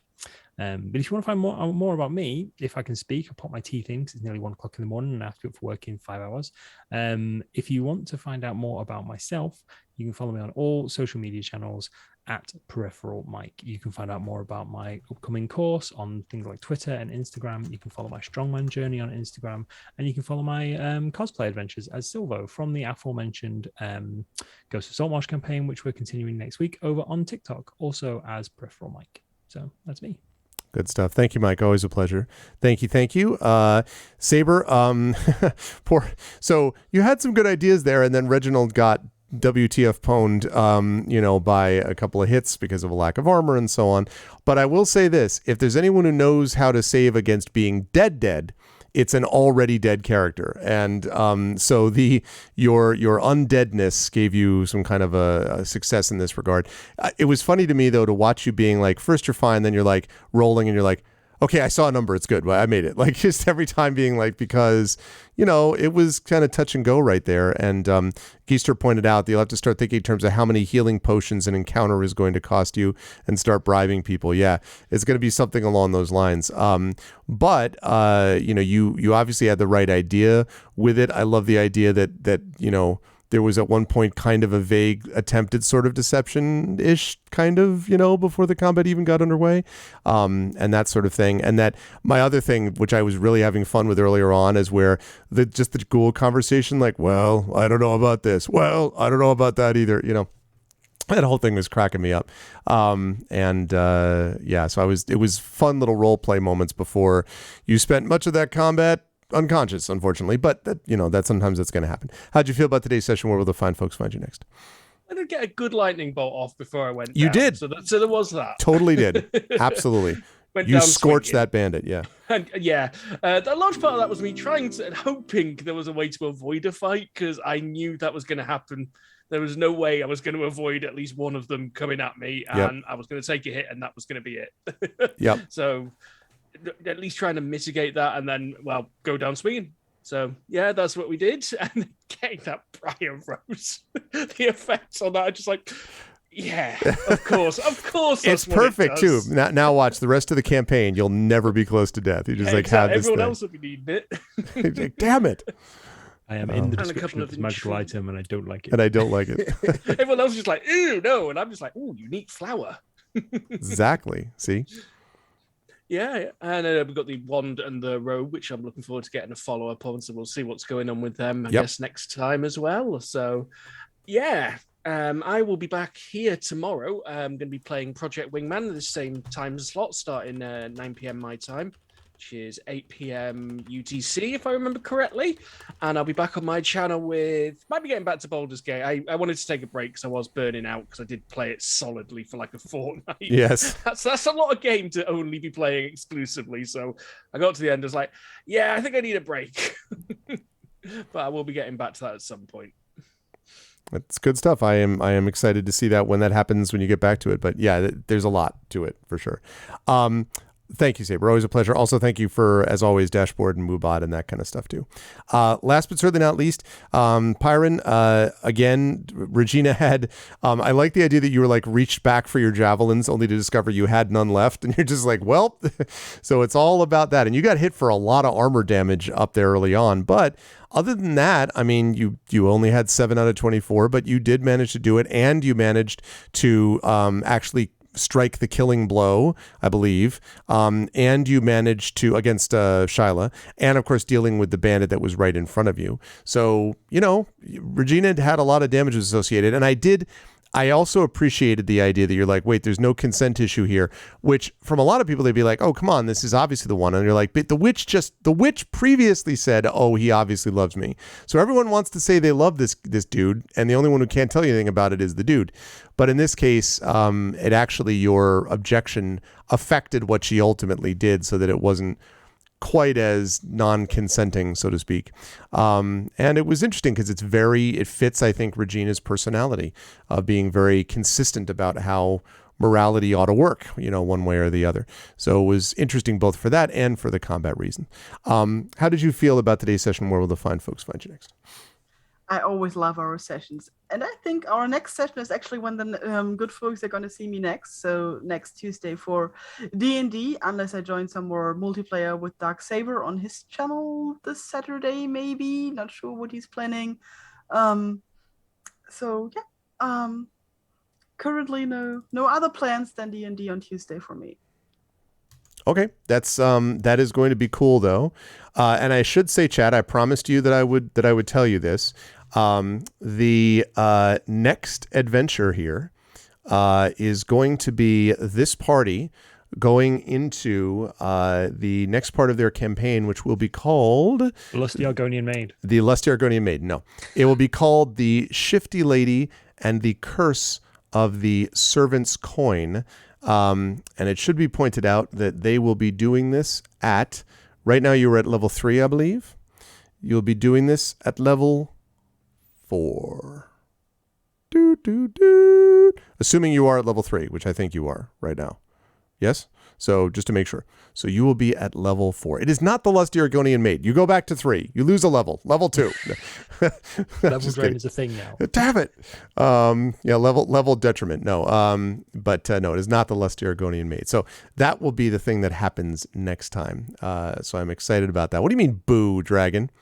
But it has been a great pleasure to play with these wonderful folks, and you will see 3 of them. And again, there's a surprise coming for them next week, and that will be Pyron J, Darksaber 2K, and Peripheral Mike. For Undeveloped Bruce, we will not see Bruce next week, but we will see Bruce the month after that. Oh, hold on a second. Can I play Payday? How about, first of all, I finish with my session, my son, okay? So how many minutes? Like 3, okay? That was my son. I am going to say goodbye to all you folks. Yes, I will come when the 3 minutes is done. Thank you. I will see all of you lovely people again. Chat, can we get some love for our amazing players? Bruce will see you next month. The other 3, I will see you next week. Thank you to Pyron Jade. Thank you to Darksaber 2K. Thank you to Peripheral Mike. Thank you to Undeveloped Bruce. Thanks for all the support and encouragement on the Create Shade Kickstarter as well. The 4 of you. Thank you. Thank you. And I'll see you folks very soon. Bye for now.